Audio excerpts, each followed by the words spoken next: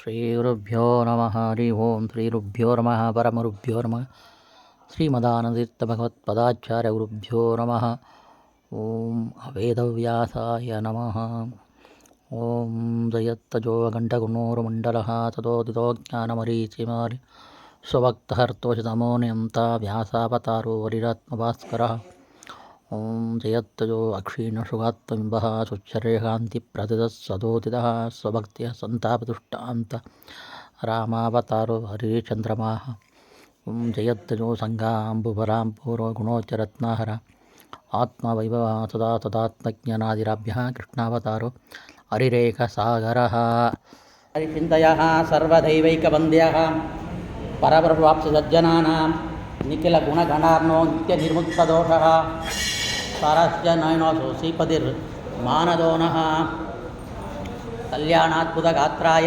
ಕಾಮಿತಾರ್ಥಪ್ರದಾಯಿನೇ ಶ್ರೀಮದ್ವೆಂಕಟನಾಥಾಯ ಶ್ರೀನಿವಾಸಾಯ ತೇ ನಮಃ.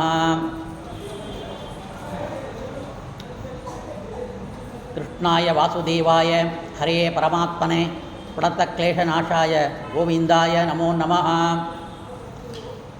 ಹಯಗ್ರೀವ ಹಯಗ್ರೀವ ಹಯಗ್ರೀವ ಇತಿ ಯೋ ವದೇತ್ ತಸ್ಯ ನಿಸರತೆ ವಾಣಿ ಯಜ್ಞುಹನ್ಯಾ ಪ್ರವಾಹವತ್. ಬುದ್ಧಿರ್ಬಲಂ ಯಶೋಧೈರ್ಯಂ ನಿರ್ಭಯತ್ವಂ ಅರೋಗತ ಅಜಾಟ್ಯಂ ವಾಕ್ಪಡುತ್ವಂಚ ಹನುಮಸ್ಮರಣಾತ್ ಭವೇತ್. ಅಭ್ರಮಂ ಭಂಗರಹಿತಂ ಅಜಡಂ ವಿಮಲಂ ಸದಾ ಆನಂದತೀರ್ಥಮಧುಲಂ ಭಜೆ ತಾಪತ್ರಯಾಪಕಂ. ಪ್ರಥಮೋ ಹನುಮನ್ನಾಮ ದ್ವಿತೀಯೋ ಭೀಮ ಏವ ಚ ಪೂರ್ಣಪ್ರಜ್ಞಾತಿಥೀಯಸ್ತು ಭಗವತ್ಕಾರ್ಯಸಾಧಕಃ. ದುರ್ವಾದಿತ್ವಾಂತ್ರವಯೇ ವೆಷ್ಟವೇಂದೀವರೇಂದವೇ ಶ್ರೀರಾಘವೇಂದ್ರ ಗುರವೇ ನಮೋ ತತ್ಯಂತದಯಾಳವೇ. ಪೂಜ್ಯಾಯ ರಾಘವೇಂದ್ರಾಯ ಸತ್ಯಧರ್ಮರತಾಯ ಚ ಭಜತಾಂ ಕಲ್ಪವೃಕ್ಷಾಯ ನಮತಾಂ ಕಾಮಧೇನವೇ. ಮೂಕೋಪಿ ಯತ್ಪ್ರಸಾದೇನ ಮುಕುಂದಶಯನಾಯತೆ ರಾಜರಾಜಾಯಿತೇರಿಕ್ತೋ ರಾಘವೇಂದ್ರಂ ತಮಾಶ್ರಯೇ. ತಪಸ್ವಾಧ್ಯಾಯ ಶುಶ್ರೂಷಾ ಕೃಷ್ಣಪೂಜಾರತಂ ಮುನಿಂ ವಿಶ್ವೇಶಂ ಇಷ್ಟದಂ ವಂದೇ ಪರಿವಿರಾಟ್ ಚಕ್ರವರ್ತಿನಂ. ಆಪಾದಮೌಲಿಪರ್ಯಂతం ಗುರುಣಾಂ ಆಕೃತಿಂ ಸ್ಮರೇತ್ ತೇನ ವಿಘ್ನಾಃ ಪ್ರಣಶ್ಯಂತಿ ಸಿದ್ಧ್ಯಂಚಿತಮನೋರಥಾಃ. ಶ್ರೀಗುರುಭ್ಯೋ ನಮಃ ಪರಮಗುರುಭ್ಯೋ ನಮಃ ಶ್ರೀಮದಾನಂದತೀರ್ಥಭಗವತ್ಪಾದಾಚಾರ್ಯಗುರುಭ್ಯೋ ನಮಃ ಸರ್ವದ ಗುರುಭ್ಯೋ ನಮೋ. ಓಂ ಜನ್ಮಾತ್ಯಸ್ಯ ಯದೋನ್ವಯಾದಿತರದಚ್ಚಾರ್ತೇಷ್ವವಿದ್ಯಸ್ವರಾಟ್ ತೇನೇ ಬ್ರಹ್ಮಹೃದಾಯ ಆದಿಕವಯೇ ಮುಖ್ಯಂದಯಂ ಸೂರಯಃ. ತೇಜೋ ವಾರಿಮೃತಾಂ ಯಥಾ ವಿನಿಮಯೋ ಯತ್ರ ಸರ್ಗೋ ಮೃಷಾ ಧಾಮ್ನಾ ಸೇವನ ಸದಾ ನಿರಸ್ತವೋಹಂ ಸತ್ಯಂ ಪರಂ ಧೀಮಹಿ. ಯಂ ಪ್ರವ್ರಜಂತಮನಿಪೇತಮಪೇತಕೃತ್ಯಂ ದ್ವೈಪಾಯನೋ ವಿರಗಕಾತರ ಆಜುಹಾವ. ಪುತ್ರೇತಿ ತನ್ಮಯತಾನೇದುಸ್ತ್ವಂ ಸರ್ವಭೂತಹೃದಯಂ ಮುನಿಮಾನತೋಸ್ಮಿ. ಸೃಷ್ಟಿಸ್ಥಿತ್ಯಪ್ಯಯೇಹ ನಿಯತದಿರಿಷಿತಮೋ ಬದ್ಧಮೋಕ್ಷಾಚ್ಚ ಯಸ್ಮಾತ್ ಅಸ್ಯ ಶ್ರೀ ಬ್ರಹ್ಮರುದ್ರಪ್ರಭೃತಿಸುರನರತ್ ವಿಷದಪ್ರಗಾತ್ಮಸ್ಯ ವಿಷ್ಣೋರ್ವ್ಯಸ್ತಾಃ ಸಮಸ್ತಾಃ ಸಕಲಗುಣನಿಧಿಃ ಸರ್ವದೋಷವ್ಯಪೇತಃ. ಪೂರ್ಣಾನಂದೋ ಅವ್ಯಯೋ ಯೋ ಗುರುರಪಿ ಪರಮಚ್ಚಿಂತಯೇಂತಂ ಮಹಾಂತಂ. ನಿಗಮಕಲ್ಪತರೋರ್ಗಲಿತಂ ಫಲಂ ಸುಖಮುಖಾದಮೃತಧ್ರುವ-ಸಂಯುತಂ ಪಿಬತ ಭಾಗವತಂ ರಸಮಾಲಯಂ ಮುಹುರಘೋರಸಿಕಾ ಭುವಿ ಭಾವುಕಾಃ. ನಾರಾಯಣಂ ನಮಸ್ಕೃತ್ಯ ನರಂ ಚೈವ ನರೋತ್ತಮಂ ದೇವೀಂ ಸರಸ್ವತಿಂ ವ್ಯಾಸಂ ತತೋ ಗ್ರಂಥಮುದೀರಯೇತ್. ಭಾಗವತಮಹಾಪುರಾಣೆ ಪ್ರಾರಂಭ ಕಾಲೇ ಪೂರ್ವಂ ಯದಾ ಕಿಂಚಿತ್ ಪೂರ್ವ ಕಥಾನುವಾದ ನೀನೇ ನೋಡಿದ್ವಿ. ಅಮುಕ್ತಿ ಲೋಕದಲ್ಲಿ ವೈಕುಂಠ ಲೋಕದಲ್ಲಿ ಪರಮಾತ್ಮನ ದರ್ಶನಕ್ಕೆ ಬಂದಿರುವ ಸನತ್ಕುಮಾರ್ ಸನತ್ಜಾತ ಈ 4 ಮಂದಿಗೂ ಕೂಡ ದರ್ಶನಕ್ಕೆ ಅವಕಾಶ ಕೊಡದೆ ಜಯ ವಿಜಯ ಎಂಬ ದ್ವಾರ ಬಾಲಕರು ತಡಿತಾರೆ. ಅವರು ಪರಮಾತ್ಮನ ಭಾಗ್ಯ ದರ್ಶನ ಭಾಗ್ಯ ನಮಗೆ ಸಿಕ್ಕಿಲ್ಲ ಎಂಬ ಕೋಪದಲ್ಲಿ ಶಾಪವನ್ನು ಕೊಡ್ತಾರೆ. ನೀವು ಅಸುರ ಜನ್ಮವನ್ನು ತಾಳಿರಿ ಅಂತ ಪರಮಾತ್ಮ ಹೊರಡ ಬಂದು ಅದು ನನ್ನ ಇಚ್ಛೆಯಾಗಿದೆ, ನೀವು ಮಾಡಿದ ಪಾಪಕರ್ಮಕ್ಕೆ ತಕ್ಕ ಶಿಕ್ಷೆ ಇದೆ ಅಂಥೇಳಿ ಪರಮಾತ್ಮನ ಅನುಗ್ರಹ ಮಾಡ್ತಾನೆ. ಅವರು ಅನಂತ ರೀತಿಯಲ್ಲಿ ಬೇಡ್ತಾರೆ, ಅಸುರ ಜನ್ಮ ನಮಗೆ ಬರಬಾರದು ಅಂತ. ಇದ್ದರೂ ಆಯಿತು, ಬ್ರಾಹ್ಮಣರ ಶಾಪ ತಟ್ಟೋದು ತಟ್ಟಿದ್ದೇ ಆಗಿದೆ. ನೀವು ಏನು ಮಾಡಿ 3 ಜನ್ಮದಲ್ಲಿಯೂ ನನ್ನ ದ್ವೇಷ ಮಾಡಿ ಆಮೇಲೆ ಈ ವೈಕುಂಠ ಲೋಕಕ್ಕೆ ಬನ್ನಿ ಹಾಗಂತ ಇಲ್ಲಿ ಕಳಿಸಿಕೊಡ್ತಾರೆ. ಆ ಜಯ ವಿಜಯರೇ ನಾವು ನೋಡಿದಂತೆ ಕಶ್ಯಪರು ಮತ್ತು ದಿತಿ ದೇವಿಯಲ್ಲಿ ಹಿರಣ್ಯಕಶಿಪು ಮತ್ತು ಹಿರಣ್ಯಾಕ್ಷ ಇಬ್ಬರು ದೈತ್ಯರು ಹುಡ್ತಾರೆ. ಸಾಯಂಕಾಲ ಸಮಯಕ್ಕೆ ಅವರು ಸಂಭೋಗ ಮಾಡಿರೋದ್ರಿಂದ ಆ ಸಾಯಂಕಾಲ ಸಮಯ ಅದು ದಾಂಪತ್ಯ ಜೀವನಕ್ಕೆ ಇಲ್ಲ, ಅದು ಜಪ ತಪ ಅನುಷ್ಠಾನ ಕಾರ್ಯಕ್ಕೆ ಉಗಂಧವಾಗಿರುವ ಆ ಕಾಲವಾಗಿದೆ. ಆ ಕಾಲದಲ್ಲಿಯೂ ಇವರು ಸೇರಿರೋದ್ರಿಂದ ದುಷ್ಟ ದೈತ್ಯರು ಹುಡ್ತಾರೆ.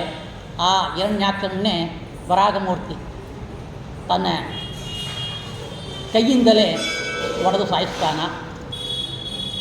ಇದು ಎಲ್ಲರಿಗೂ ಒಂದು ಸಂಶಯ ಏನಂತಂದರೆ, ನೀನು ಕೇಳ್ತಾಯಿದ್ರು 2 ಕತೆ ವರಾಗಮೂರ್ತಿ ದೇವರೇ 2 ಸಲ ಬಂದಿದೆ, 2 ಕತೆ ಹೇಳ್ತಾಯಿದ್ರಿ,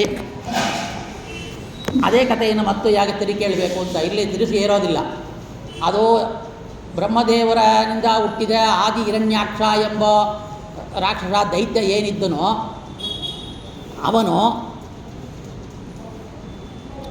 ಜನರಿಗೆ ಪೀಡಿತ ಕೊಡ್ತಾ ಇದ್ದ, ಬ್ರಾಹ್ಮಣರಿಗೆ ಬಂದು ತಪಸ್ಸನ್ನು ಕೆಡಿಸ್ತಾ ಇದ್ದ, ಯಜ್ಞಯಾಗನ ಕೆಡಿಸ್ತಾ ಇದ್ದ, ದುಷ್ಟನಾಗಿದ್ದ. ಅವನ ಒಂದು ಚೇಷ್ಟೆ ತಾಳರೆ ಜನರು ಬ್ರಹ್ಮಾದಿ ದೇವತೆಗಳು ಬಂದು ಬೇಡುವಾಗ ನಾನೇ ಕೊಳ್ತೀನಿ ಅಂತೇಳಿ ಅವ ಶ್ವೇತವರಾಗಲ್ಪ ಬಿಳಿ ಬಣ್ಣದ ವರಾಗಮೂರ್ತಿಯಾಗಿ ಅವತಾರ ಮಾಡಿ ಮೊಟ್ಟ ಮೊದಲಿಗೆ ಸೃಷ್ಟಿ ಪ್ರಾರಂಭ ದಿನದಲ್ಲಿ ಭೂಮಂಡಲ ನೀರಲ್ಲಿ ಮುಳುಗಿತ್ತು. ಅದನ್ನು ತನ್ನ ಗೋರಹಳ್ಳಿಯಿಂದ ಎತ್ಕೊಂಡು ಬಂದು ಆವಾಗ ಯುದ್ಧಕ್ಕೆ ಬಂದ ಆದಿ ಹಿರಣ್ಯಾಕ್ಷ ಎಂಬ ದೈತ್ಯರನ್ನ ಕೊಂದಾಕಿದ. ಆದರೆ ಇಲ್ಲಿ ಆ ಆದಿ ಹಿರಣ್ಯಾಕ್ಷ ಯಾರು ಇದ್ದನೋ ಅವರಲ್ಲಿ ಜಯರು, ಹಿರಣ್ಯಕಶಿಪುನಲ್ಲಿ ವಿಜಯ, ಇಬ್ಬರು ಸೇರಿಕೊಂಡು ಅಲ್ಲಿ ಹುಡ್ತಾರೆ ದಿತಿಯಲ್ಲಿ. ಆವಾಗ ಮತ್ತು ಇವ ಏನು ಮಾಡ್ತಾನೆ, ತಪಶಕ್ತಿಯಿಂದ ಇಬ್ಬರು ಕೂಡ ಹುಟ್ಟಿದ ತಕ್ಷಣ ಬೆಳೀತಾರೆ. ಬೆಳೆದ ಕೂಡಲೇ ಬ್ರಹ್ಮ ರುದ್ರಾದಿ ದೇವತೆಗಳಿಂದ ಅಗತ್ಯವನ್ನು ವರವನ್ನು ಪಡಿತಾರೆ, ಲೋಕ ಕಂಟಕರಾಗ್ತಾರೆ. ಪರಮಾತ್ಮನ ವಿಷಯದಲ್ಲಿ ದ್ವೇಷವನ್ನು ಕಟ್ಕೊಳ್ತಾರೆ. ಆ ಕಾಲದಲ್ಲಿ ಅವರು ಬಂದು ನೀರಲ್ಲಿ ಮುಳುಗಿಸಿರುವ ಆವಾಗ ನೀರಲ್ಲಿ ತಗೊಂಡು ಮುಳುಗಿಸ್ತಾನ ಹಿರಣ್ಯಾಕ್ಷ. ಆ ಹಿರಣ್ಯಾಕ್ಷನಿಂದ ಮುಳುಗಲ್ಪಟ್ಟ ಭೂಮಿಯನ್ನು ಮತ್ತು ಎತ್ಕೊಂಡು ಬಂದು ಆ ಸ್ಥಾನವನ್ನು ಆ ಯಥಾಸ್ಥಾನದಲ್ಲಿ ಪ್ರತಿಷ್ಠಾಪನೆ ಮಾಡಿ ಆವಾಗ 1000 ವರ್ಷ ಇಬ್ಬರಿಗೆ ಯುದ್ಧ ಆಗತ್ತೆ. ಇದು ನೀಲವರ್ಣ ವರಾಗ. ಈ ವರಾಣಿಗೂ ಈ ಜಯ ಕೂಡಿರುವ ಹಿರಣ್ಯಾಕ್ಷಕನಿಗೂ ದಿತಿಪುತ್ರ 1000 ವರ್ಷ ಯುದ್ಧ ಆಗುತ್ತೆ. ಆ ಬ್ರಹ್ಮ ದೇವತೆಗಳು ಬೇಡ್ಕೊಳ್ತಾರೆ, ಸ್ವಾಮಿ ನಿನ್ನ ಆಟ ಸಾಕು, ನಿನ್ನ ಲೀಲೆ ಸಾಕು, ಇವನ ಬೇಗನೆ ಕೊಂದಾಕು ಅಂತ. ಆವಾಗ ಈ ವರಾಗಮೂರ್ತಿ ಈ ಹಿರಣ್ಯಾಕ್ಷನ ಅವನ ಒಂದು ಕಿವಿಯ ಕೆಳಗಡೆ ದವಡೆಯಲ್ಲಿ ಕೈಯಿಂದ ಒಡೆದು ಸಾಯಿಸ್ತಾರೆ. ಈ ರೀತಿಯಲ್ಲಿ ನಾವು ಅರ್ಥ ಮಾಡಿಕೊಂಡ್ರೆ 2 ವರಾಗ, ಒಬ್ಬ ದೈತ್ಯ. ಇವಾಗ ದೈತ್ಯನಲ್ಲಿ ಜಯನ ಆವೇಶ ಇದೆಲ್ಲ ಇರೋದು ಮತ್ತು ಭಗವಂತನಿಂದೇ ಸಾಯೋದು, ಭಗವಂತನ ದ್ವೇಷ ಮಾಡೋದು, ಭಗವಂತನ ಕೈಯಿಂದೇ ಸಾಯಬೇಕು. ಆದರೆ ಜಯ ಸ್ವರೂಪದಲ್ಲಿ ಪರಮಾತ್ಮನ ಸೇವಕರು, ಹರಿಭಕ್ತರಲ್ಲಿ ಅಥವಾ ಉತ್ತಮವಾದ ಭಕ್ತರಾಗಲಿ ದೇವತೆಗಳೇ ಆಗಲಿ ಕಲಿಪುರುಷ ಈ ದೈತ್ಯರ ಪುರುಷರ ಆವೇಶ ಇದ್ದುಕೊಂಡು ಅವರು ಪಾಪ ಕರ್ಮ ಮಾಡ್ತಾರೆ ಅಂತ ಶಾಸ್ತ್ರ ಹೇಳುತ್ತೆ. ಅದಕ್ಕಾಗಿ ಅವರ ಒಳಗಡೆ ಇದ್ದ ಈ ಹಿರಣ್ಯಾಕ್ಷ ಸೇರಿಕೊಂಡದ್ದು. ಈ ಹಿರಣ್ಯಾಕ್ಷನ ದೈತ್ಯರ ಒಳಗಡೆ ಜಯ ವಿಜಯರು ಪ್ರವೇಶ ಮಾಡಿದ್ದಾರೆ. ಈ ರೀತಿಯಲ್ಲಿ ನಾವು ಅರ್ಥ ಮಾಡಿಕೊಂಡ್ರೆ ಕಥೆಗೆ ಗೊಂದಲ ಆಗೋದಿಲ್ಲ. ಕಥೆಯನ್ನು ಈ ರೀತಿಯಲ್ಲಿ ಅರ್ಥ ಮಾಡಿಕೊಳ್ಬೇಕು. ಈ ರೀತಿಯಲ್ಲಿ ಮಾಡಿರೋದೇ ಯಾಕೆ ಅಂತ ಹೇಳಿದರೆ ಸರಿಯಾಗಿ ವಿವರಣೆ ಕೊಳ್ಳಾಗಿ ಅಸುರಮೋಹನಾರ್ಥ ಅಂತ ಹೇಳಿದೆ. ಅಸುರಮೋಹನ ನಮಗೆ ಬರಬಾರ್ದು.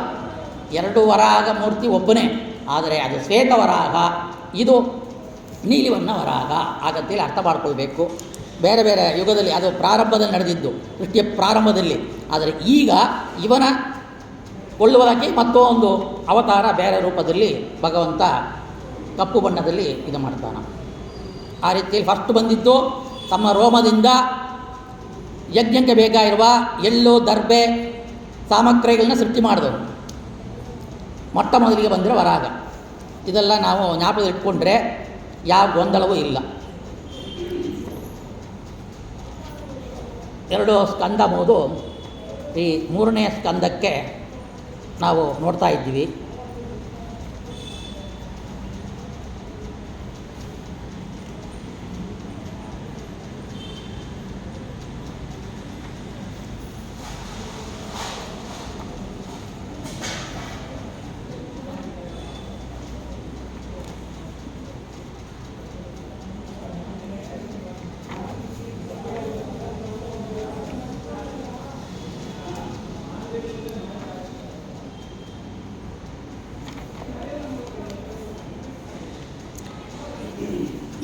ಸ್ವಯಂಭುವ ಮನುರಾಜರ ಮಕ್ಕಳಾದ ಪ್ರಿಯವೃತ ಮತ್ತು ಉದ್ದಾನ ಪಾದರಾಜರು ಭೂರಕ್ಷಣೆ ಮಾಡುವ ಪ್ರಕಾರವನ್ನು ತಿಳಿಸಿಕೊಡಬೇಕು ಅಂತೇಳಿ ಇಲ್ಲಿ ವಿದುರ ಮತ್ತು ಮೈತ್ರೇಯರ ಸಂವಾದ ನಡೀತಾ ಇದೆ. ಈ ಮನುಪುತ್ರಿ ದೇವಹೂತಿಯಲ್ಲಿ ಕರ್ತಮರು ಎಷ್ಟು ಮಕ್ಕಳನ್ನು ಸೃಷ್ಟಿಸಿದರು. ಬ್ರಹ್ಮಣ ಪುತ್ರ ಆ ರುಜಿಪ್ರೇಶ್ವರು ತನ್ನ ಪತ್ನಿಯಾದ ಆಹುತಿಯಲ್ಲಿಯೂ, ದಕ್ಷಪ್ರಜೇಶ್ವರ ತನ್ನ ಪತ್ನಿಯಾದ ಪ್ರಸೂತಿಯಲ್ಲಿಯೂ ಕೂಡ ಎಷ್ಟು ಮಕ್ಕಳನ್ನು ಪಡೆದರು, ಆ ಸೃಷ್ಟಿಕ್ರಮವನ್ನು ತಿಳಿಸಬೇಕು ಹಾಗಂತ ಹೇಳ್ತಾ ಇದ್ದಾರೆ. ಆ ರೀತಿಯಲ್ಲಿ ಇರುವಾಗ ಮೈತ್ರಿ ಹೇಳ್ತಾರೆ, ಪ್ರಜಾಸೃಷ್ಟಿಗೆ ಬ್ರಹ್ಮದೇವರಿಂದ ಆಜ್ಞೆಯನ್ನು ಪಡೆದಿರುವ ಕರ್ತಮರು ಸರಸ್ವತಿ ನದಿ ತೀರದಲ್ಲಿ 10,000 ವರ್ಷ ಹರಿಯನ್ನು ಧ್ಯಾನ ಮಾಡುತ್ತಾ ತಪಸ್ಸನ್ನು ಮಾಡ್ತಾ ಇದ್ದಾರೆ. ಸರಸ್ವತಿ ನದಿಯಿಂದ ಸುತ್ತುವರಿಯಲ್ಪಟ್ಟಿರುವ ಬಿಂದು ಸರೋವರ, ಅಲ್ಲಿ ಬಿಂದು ಸರೋವರ ಅಂತ ಒಂದು ತೀರ್ಥ ಇದೆ. ಆ ತೀರದಲ್ಲಿಯೇ ಕರ್ತಮರು ಆಶ್ರಮವನ್ನು ಕಟ್ಕೊಂಡಿದ್ದಾರೆ. ಶ್ರೀ ಹರಿಯ ಕರ್ತಮರ ದರ್ಶನ ಕೊಡಬೇಕು ಅಂತೇಳಿ ತಪಸ್ಸು ಮಾಡುವಾಗ ಶ್ರೀಹರಿ ಬಂದು ಆ ಕರ್ತಮ ಪ್ರಜಾಪತಿಗೆ ದರ್ಶನ ಕೊಟ್ಟಿದ್ದಾರೆ. ಕರ್ತಮರು ಪರಮಾತ್ಮನಿಗೆ ನಮಸ್ಕಾರ ಮಾಡಿ ಸ್ತುತಿಯನ್ನು ಮಾಡ್ತಾ ಇದ್ದಾರೆ. ನನಗೆ ಈ ಸಂಸಾರ ದುಃಖ ಏನಿದೆಯೋ ಅದು ನೀಗಬೇಕು, ಸುಖಪ್ರದನಾಗಿರೋದ್ರಿಂದ ನಿನಗೆ ಶುಕ್ಲ ಅಂತ ಹೆಸರಿದೆ. ಈ ಸಂಸಾರ ಅವಸ್ಥೆಯನ್ನು ನನ್ನಿಂದ ದೂರ ಮಾಡಿ ನಿನ್ನ ಅಪ್ರೋಕ್ಷ ಜ್ಞಾನವನ್ನು ನಾನು ಬೇಡ್ತಾ ಇದ್ದೀನಿ, ನೀನು ಕೊಡಬೇಕು ಹಾಗಂತ ಕೇಳ್ತಾ ಇದ್ದಾರೆ. ಮತ್ತು ಅನಂತ ರೀತಿಯಲ್ಲಿ ಬೇಡ್ಕೊಳ್ತಾ ಇದ್ದಾರೆ. ವೇದಗಳಿಂದ ನೀನು ಸುಖಿನಾಗಿದ್ದಿ, ನಿನ್ನ ದರ್ಶನವು ಕೂಡ ಯೋಗಿಗಳಿಗೆ ಮಾತ್ರ ಸಾಮರ್ಥ್ಯ ಉಳ್ಳದಾಗಿದೆ, ಯೋಗಿಗಳು ಮಾತ್ರ ಕಾಣ್ತಾರೆ. ಆದರೆ ಬಹುಕಾಲದ ಎಷ್ಟೋ ಮನ್ವಂತರ ತಪಸ್ಸು ಮಾಡೋರಿದ್ದಾರೆ, ಲಕ್ಷ ವರ್ಷ ತಪಸ್ಸು ಮಾಡ್ತಾ ಇದ್ದಾರೆ. ನಾನು ಒಂದು 10,000 ವರ್ಷ ಮಾತ್ರ ನಾನು ತಪಸ್ಸು ಮಾಡ್ತಾ ಇದ್ದೆ, ಅದರೊಳಗೆ ನೀ ಬಂದಿದ್ದಿ ಹಾಗಂತೇಳಿ ಕೊಂಡಾಡ್ತಾ ಇದ್ದಾರೆ. ಯೋಗಿಗಳಿಗೆ ಮಾತ್ರ ನಿನ್ನ ದರ್ಶನ ಸಾಧ್ಯ, ನನ್ನ ಒಂದು ದರ್ಶನಕ್ಕೆ ಮೆಚ್ಚಿ ಬಂದಿದ್ಯಾ ಹಾಗಂತೇಳಿ ಕೊಂಡಾಡುವಾಗ ಹರಿ ಹೇಳ್ತಾ ಇದ್ದಾನ, ನನ್ನ ಪ್ರೇರಣೆಯಿಂದ ಸ್ವಯಂಭುವನು ನಿನ್ನನ್ನು ನೋಡಲು ನಾಡದ್ದು ಬರ್ತಾ ಇದ್ದಾನ. ಅವನು ತನ್ನ ಮಗಳಾದ ದೇವಹೂತಿಯನ್ನು ನಿನಗೆ ಕೊಡುವ,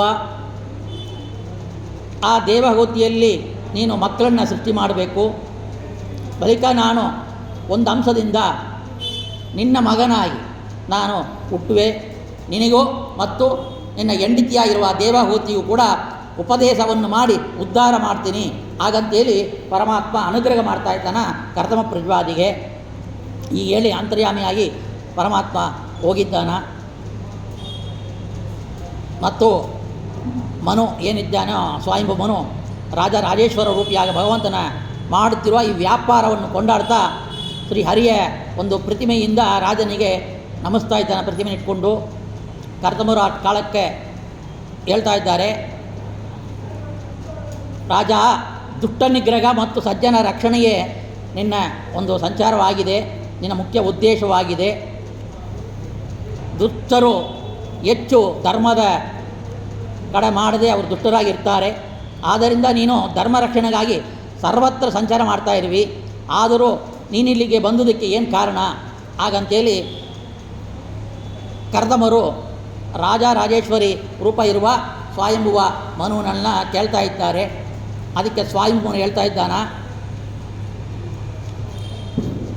ಭಗವಂತನ ಒಂದು ಅನುಗ್ರಹದಿಂದ ನನ್ನಲ್ಲಿರುವ ರಾಜರಾಜೇಶ್ವರಿ ರೂಪದಿಂದ ಈ ಸಪ್ತ ಸಾಗರವನ್ನು ಆಳ್ತಾ ಇದ್ದಾನ. ಭಗವಂತನ ಆಜ್ಞೆಯಂತೆ ನಾನು ಬಂದಿದ್ದೇನೆ. ನನ್ನ ಮಗಳು ಒಬ್ಬಳು ಅವಳನ್ನು ನಿನಗೆ ಕೊಡಬೇಕು ಅಂತ ನನಗೆ ಇಚ್ಛೆ ಬಂದಿದೆ. ಅದಕ್ಕಾಗಿ ನೀನು ದಯ ಮಾಡಬೇಕು. ನೀನು ಕೂಡ ಮದುವೆ ಮಾಡಿಕೊಳ್ಳಬೇಕು ಎಂದು ಕಾಮನ ಉಳ್ಳವನಾಗಿದ್ದಿ. ಅದಕ್ಕಾಗಿ ನಾನು ಬೇಡುವ ರೀತಿಯಲ್ಲಿ ನಿನ್ನ ಹಳೆನಾಯಿ ಮಾಡಿಕೊಂಡು ನನ್ನ ಮಗಳನ್ನು ಕೊಡೋಕ್ಕೆ ನಾನು ಸಿದ್ಧವಾಗಿದ್ದೀನಿ, ಮಾಡಿಕೊಳ್ಬೇಕು ಹಾಗಂತ ಹೇಳುವಾಗ ಕರ್ತಮ ಪ್ರಜಾಪತಿಗಳು ಹೇಳ್ತಾ ಇದ್ದಾರೆ, ನಾನು ಮಾಡಿಕೊಳ್ಳೋಕ್ಕೆ ಸಿದ್ಧವಾಗಿದ್ದೀನಿ. ಭಗವಂತನ ಒಂದು ಅನುಗ್ರಹ ಆಗಿದೆ. ಭಗವಂತ ನಾಡದ್ದು ನೀನು ಬರ್ತೀಯಾ, ನಿನ್ನ ಮಗಳನ್ನ ಮದುವೆ ಮಾಡಿಕೊಳ್ಬೇಕು ಅಂತ ಕೇಳ್ತೀಯಾ, ಮಾಡ್ಕೋ ಹಾಗಂತ ಭಗವಂತನ ಆಜ್ಞೆಯೂ ಇದೆ. ಆದರೆ ನಾನು ಸೃಷ್ಟಿ ಕ್ರಮವನ್ನು ಮಾಡಿ ಮುಗಿದ ಮೇಲೆ ನನ್ನ ಮನಸ್ಸು ಯಾವಾಗಲೂ ಸನ್ಯಾಸಿ ಆಗಬೇಕು ಹಾಗಂತ ಇಚ್ಛೆ ಉಳ್ಳದಾಗಿದೆ. ನಾನು ಸನ್ಯಾಸಿತ್ವವನ್ನು ಪಡಿಬೇಕು. ಅದಕ್ಕಾಗಿ ನೀವು ಒಪ್ಕೊಂಡ್ರೆ ನಿನ್ನ ಮಗಳಿಗೆ ಪೂರ್ಣವಾಗಿ ತಿಳಿಸು. ಮದುವೆ ಆದ ಮೇಲೆ ಮಕ್ಕಳೆಲ್ಲ ಆದ ಮೇಲೆ ಕಡೆ ಕಾಲಕ್ಕೆ ಸನ್ಯಾಸಿಯಾಗಿವೆ ಅದನ್ನು ಒಪ್ಕೊಂಡ್ರೆ, ನಿನ್ನ ಮಗಳು ಒಪ್ಕೊಂಡ್ರೆ ನಾನು ಮದುವೆ ಮಾಡ್ಕೊಳ್ತೀನಿ ಹಾಗಂತ ಹೇಳುವಾಗ ನಿಮ್ಮ ಮನೆಗೆ ವಿಚಾರ ಮಾಡಿ ಹೇಳು ಅಂತ ಹೇಳುವಾಗ ಅವರು ಹೋಗಿ ದೇವಹೂತಿಯಲ್ಲಿ ಕೇಳ್ತಾ ಇದ್ದಾರೆ. ದೇವಹೂತಿಯು ಆಯಿತು ಅಂತ ಒಪ್ಕೊಳ್ತಾಳೆ. ಆಮೇಲೆ ಅವಳಿಗೆ ಇಷ್ಟವಾಗಿದೆ. ಆ ಭಗಿರ್ಷ್ಮತಿ ಅಂತೇಳಿ ಅವ್ರ ಪಟ್ಟಣವನ್ನು, ಸ್ವಯಂಭೂಮನ ಪಟ್ಟಣ ವರ್ಣ ಮಾಡ್ತಾ ಇದ್ದಾರೆ. ಮುಂಚೆ ನೋಡಿದ್ವಲ್ಲ ವರಾಹಮೂರ್ತಿ, ಆ ವರಾಹಮೂರ್ತಿ ಯುದ್ಧ ಮಾಡುವಾಗ ಅವನ ರೋಮಕ್ಕೂ ಅವನಿಗೂ ವ್ಯತ್ಯಾಸವೇ ಇಲ್ಲ ಅಂತ ನೋಡಿದ್ವಿ ನಾವು. ಭಗವಂತನ ಅವಯವಗಳಿಗೆ ಭಗವಂತ ರೂಪಕ್ಕೂ ಭೇದ ಇಲ್ಲ ಅಂತ. ಆದರೂ ತನ್ನೊಳಗಿರುವ ಒಂದು ಕಪ್ಪು ಕೂದಲನ್ನು ಅವ ಏನು ಮಾಡ್ತಾನ ಅಂತೇಳಿದರೆ ಉದುರಿಸ್ತಾನ. ಜಡವಾದ ಒಂದು ಕೂದಲು ಸೃಷ್ಟಿ ಮಾಡಿ ಉದುರಿಸ್ತಾನ ಅಂತೇಳಿ ನಾವು ತಗೊಳ್ಬೇಕು. ಯಾಕಂದರೆ ಕೂದಲು ಬಿದ್ದರೆ ಮತ್ತು ಕೃಷ್ಣ ಒಂದು ಕೂದಲನ್ನು ಎತ್ತಿ ಹಾಕಿದ ಒಂದು ವಿರಾಟ್ ರೂಪ ಆಯಿತು, ಕೃಷ್ಣ ಅವತಾರ ಆಯಿತು. ಇದು ಹಲವಾರು ಕೂದಲು ಬೀಳುತ್ತೆ, ಅಲ್ಲೆಲ್ಲೆಲ್ಲಿ ತುಂಬ ಕೂದಲು ಬೀಳುತ್ತೆ. ಆ ಕೂದಲು ಮೊದಲಾಗಿ ಅದೇ ದರ್ಬೆ ಆಗುತ್ತೆ. ಆ ದರ್ಬೆ ಇರೋದ್ರಿಂದ, ಆ ದರ್ಭ ಅಂದರೆ ಭಗವಂತನಿಂದ ಉದ್ಭವ ಆಗಿರೋದು ಪಿಶಾಚಿಗಳ ಭಯ. ದರ್ಬೆ ಬಂದು ಉಪಯೋಗ ಮಾಡೋದು ನಾವು ಪಿತೃ ಕಾಲಕ್ಕೋ ಪೂಜಾ ಕಾಲಕ್ಕೋ ಹೋಮ ಕಾಲಕ್ಕಲ್ಲ.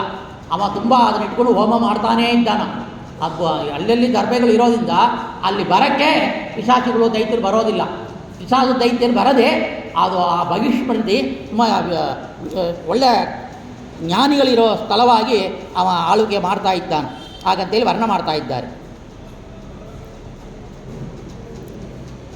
ದೇವಹೂತಿ ಒಪ್ಕೊಂಡ ಮೇಲೆ ಶಾಸ್ತ್ರೋಕ್ತವಾಗಿ ದೇವಹೂತಿಗೂ ಕರ್ದಮ ಪ್ರಜಾಪತಿಗೂ ಮದುವೆ ಆಗತ್ತೆ.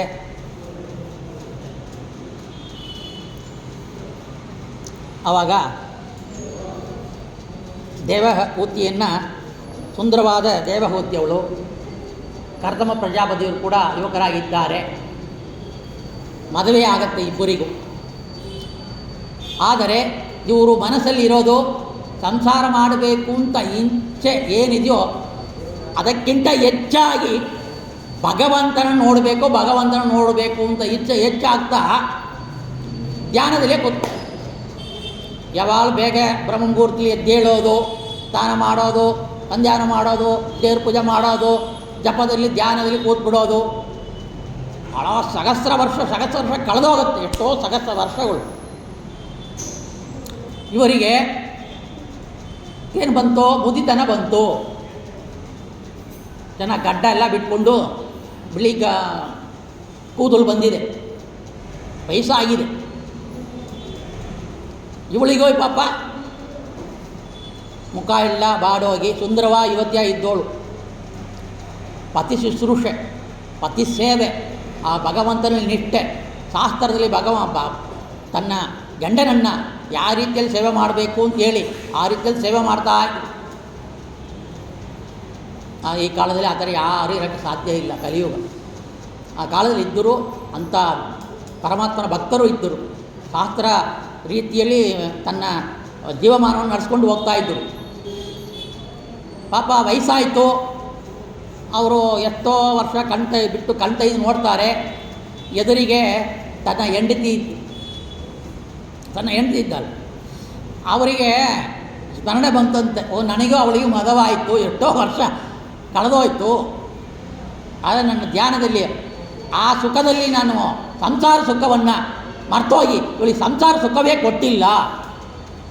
ಹಾಗಂತೇಳಿ ಯೋಚನೆ ಮಾಡುವಾಗ ಇವಳನ್ನು ನೋಡ್ತಾರೆ. ನನ್ನ ಸೇವೆ ಮಾಡಿದ್ಯಾ, ನನ್ನ ಶುಶ್ರೂಷೆ ಮಾಡಿದ್ಯಾ, ನಿನ್ನ ಯೌವನವನ್ನೇ ಕಳ್ಕೊಂಡಿದ್ಯಾ, ನಾನು ನಿನಗೆ ಏನು ಸುಖವೂ ಕೊಟ್ಟಿಲ್ಲ, ನೀನು ಏನು ಬೇಕಾದ್ರೆ ಕೇಳು ನಾನು ಕೊಡ್ತೀನಿ. ಆವಾಗ ಹೇಳ್ತಾಳೆ ಸ್ವಯಂಭುವ ಮನು, ನನ್ನ ತಂದೆ ನಿನಗೆ ಮದ ಮಾಡಿ ಕೊಟ್ಟಿರೋದೇ ಪ್ರಜಾಸೃಷ್ಟಿಗೋಸ್ಕರ. ಆದರೆ ನೀವು ತಪಸ್ಸಲ್ಲಿದ್ದೀರಿ. ತನ್ನ ಪುರುಷ ಸಮಸ್ತ ಜ್ಞಾನಮಗ್ನನಾಗಿರುವಾಗ, ಪರಮಾತ್ಮನಲ್ಲಿ ಭಕ್ತಿಯಲ್ಲಿ ಮುಳುಗಿರುವಾಗ ನಾನು ಸಂಸಾರ ಸುಖವನ್ನು ಯಾಕೆ ಬೇಡಲಿ, ಅದಕ್ಕೆ ನಾನು ಸುಮ್ಮನೆ ಇದ್ದೆ. ಆದರೂ ನೀವು ಕೇಳಿದ್ರಿ ನನಗೆ ಸಂಸಾರ ಸುಖವನ್ನು ಕೊಡಬೇಕು, ನನ್ನಲ್ಲಿ ಮಕ್ಕಳನ್ನ ಹುಟ್ಟಿಸ್ಬೇಕು, ಅದು ಸೃಷ್ಟಿ ಆಗಬೇಕು, ನಮ್ಮ ಮಕ್ಕಳು ಸೃಷ್ಟಿಯಿಂದ ಮಾನವರ ಸೃಷ್ಟಿಯೆಲ್ಲ ಆಗಬೇಕಾಗಿದೆ. ಹಾಗಂತೇಳಿ ಕೇಳುವಾಗ ನಾವು ಇರೋದು ಅದಕ್ಕೆ, ನನಗೂ ಅಪ್ಪನೇ ಆಗಿದೆ ಭಗವಂತನಿಂದ. ಹಾಗಂತೇಳಿ ಕರ್ದಮ ಪ್ರಜಾಪತಿಯು ಏನು ಮಾಡ್ತಾರೆ, ಅದೇ ಯೋಗ ಬಲ ಅನ್ನೋದು. 10,000 ವರ್ಷ ತಪಸ್ಸು ಮಾಡಿದರು. ಶ್ರೀಹರಿಯನ್ನು ದರ್ಶನ ಆಯಿತು. ಶ್ರೀಹರಿ ಹೇಳಿದ ಮಾತಿನ ರೀತಿಯಲ್ಲೇ ನಡ್ಕೊಂಡ್ರು. ಸಂಸಾರ ಆಗಬೇಕು ಅಂತ ಸನ್ಯಾಸಿ ಆಸೆ ಇತ್ತು, ಆದರೂ ಮದ ಮಾಡಿಕೊಂಡ್ರು. ಹರಿ ಇಚ್ಛೆ, ಹರಿ ಹೇಳಿದನು ಕೇಳಿದರು. ಆ ನಿಷ್ಠೆ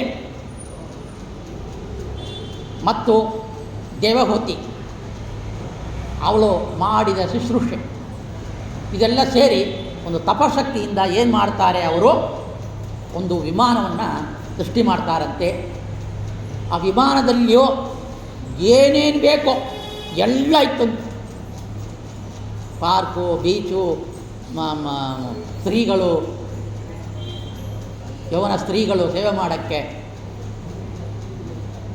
ಎಲ್ಲ ಬಂಗಾರದ ಊಟ ಮಾಡೋಕ್ಕೆ ತಟ್ಟೆಗಳು, ಏನೇನು ಇದು ಇಲ್ಲ ಅಂತಿಲ್ಲ ಅಂತೆ. ರಾವಣ ಕುಬೇರನ ವಿಮಾನವರ್ಣ ಮಾಡ್ತಾರೆ ರಾಮಾಯಣದಲ್ಲಿ. ಅದಕ್ಕಿಂತ ಮಿಗಿಲಾಗಿ ಎಲ್ಲವೂ, ಎಲ್ಲ ವಸ್ತುಗಳು, ಎಲ್ಲ ಸುಖಗಳು ಕೊಡುವ ವಸ್ತುಗಳು ಇರುವ ದೊಡ್ಡ ವಿಮಾನವನ್ನು ತನ್ನ ತಪಶಕ್ತಿಯಿಂದೇ ಸೃಷ್ಟಿ ಮಾಡಿ ಮದವಾದ ಕೂಡಲೇ ಇವಾಗ ಇವರು ಯೌವನ ರೂಪವನ್ನು ತಾಳಿದ್ದಾರೆ. ದೇವಹೂತಿಯು ಕೂಡ ತನ್ನ ಯೌವನ ರೂಪವನ್ನು ಪಡೆದಿದ್ದಾಳೆ. ಅದು ಅವರ ತಪಶಕ್ತಿ. ಅದಕ್ಕೆ ಭಗವಂತನ ಭಕ್ತರು ತಪಸ್ ಮಾಡಿದರೆ ಏನು ಬೇಕಾದ್ರೆ ಮಾಡೋರು. ಏನಪ್ಪ ಇವನ್ ಕೆಲಸಕ್ಕೆ ಹೋಗೋದಿಲ್ಲ, ಒಂದು ಹೋಗೋದಿಲ್ಲ, ಎಲ್ಲಿ ಕೆಲಸ ಬಹುಶ ಏನಿಲ್ಲ, ಯಾವಾಗಲೂ ಮೂಗಿಡ್ಕೊಂಡು ಕೂಡ್ತಾ ಇರ್ತಾನ. ಏನೋ ಕಾಲಕ್ಕೆ ಮದುವೆ ಆಗಿದ್ರೆ ಮಕ್ಕಳು ಹುಟ್ಟಿದರೆ ನಾಳೆಗೆ ನೋಡ್ಕೊಳ್ಳೋಕ್ಕಾಗತ್ತೆ. ಇಲ್ಲ ಇವನ ವಯಸ್ಸು ಮದುವೆ ಆಗಲಾದರೆ ವಯಸ್ಸಾದ ಕಾಲದಲ್ಲಿ ಯಾರು ಇವನ ನೋಡ್ಕೊಳ್ತಾರೆ, ಬುದ್ಧಿನೇ ಇಲ್ಲ ಅಂತ ನಾವು ಬೈತೀವಿ.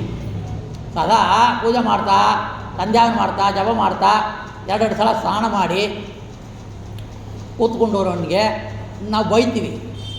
ಆದರೆ ತಪಶಕ್ತಿ ನೋಡಿ ಅಂಥದವ್ರನ್ನ ನಾವು ಏನು ಈ ಕಥೆಯನ್ನು ಕೇಳಿದ್ರೆ ಯಾಕೆ ಬೈಯೋಕ್ಕೆ ಮನಸ್ಸು ಬರುತ್ತೆ. ಆ ತಪಶಕ್ತಿ ನೋಡಿ ಅಷ್ಟು ದೊಡ್ಡದು ಅಂತ ಹೇಳ್ತಾ ಇದ್ದಾರೆ. ಆ ವಿಮಾನದಲ್ಲಿ ಲಾಂಗ್ ಡ್ರೈವ್ ಹೋಗ್ತಾರೆ. ಎಷ್ಟು ಲಾಂಗ್ ಡ್ರೈವ್ ಅವರು. ಇವಾಗ ಮದುವಾದ ಕೂಡಲೇ ಕಾರ್ ತೊಗೊಂಡು ಎಷ್ಟೋ 1,000 ಕಿಲೋಮೀಟ್ರ್ 500 ಕಿಲೋಮೀಟ್ರ್ ಏನೋ ಸುತ್ತಾಡ್ಬೋದು. ಆದರೆ ಇವರು ಭೂಮಂಡಲವನ್ನೇ ತನ್ನ ಹೆಂಡತಿಗೆ ತೋರಿಸ್ಕೊಡ್ತಾ ಇದ್ದಾರೆ. ಸುಂದರವಾದ ಭೂಮಂಡಲ ನೋಡು, ಅಲ್ಲಿ ನೋಡು, ಇಲ್ಲಿ ನೋಡು. ಅದರ ತಪಸ್ವಿಗಳು.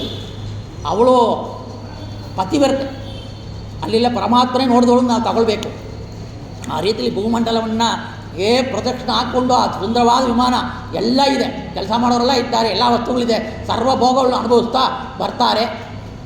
ಆಮೇಲೆ ತಮ್ಮ ಇಂದ್ರಿಯಗಳು ತೃಪ್ತಿಯಾದ ಮೇಲೆ ಅವರು ಕೇಳ್ತಾರೆ ಮಕ್ಕಳನ್ನು ಕೊಡಬೇಕು ಆಗತ್ತ.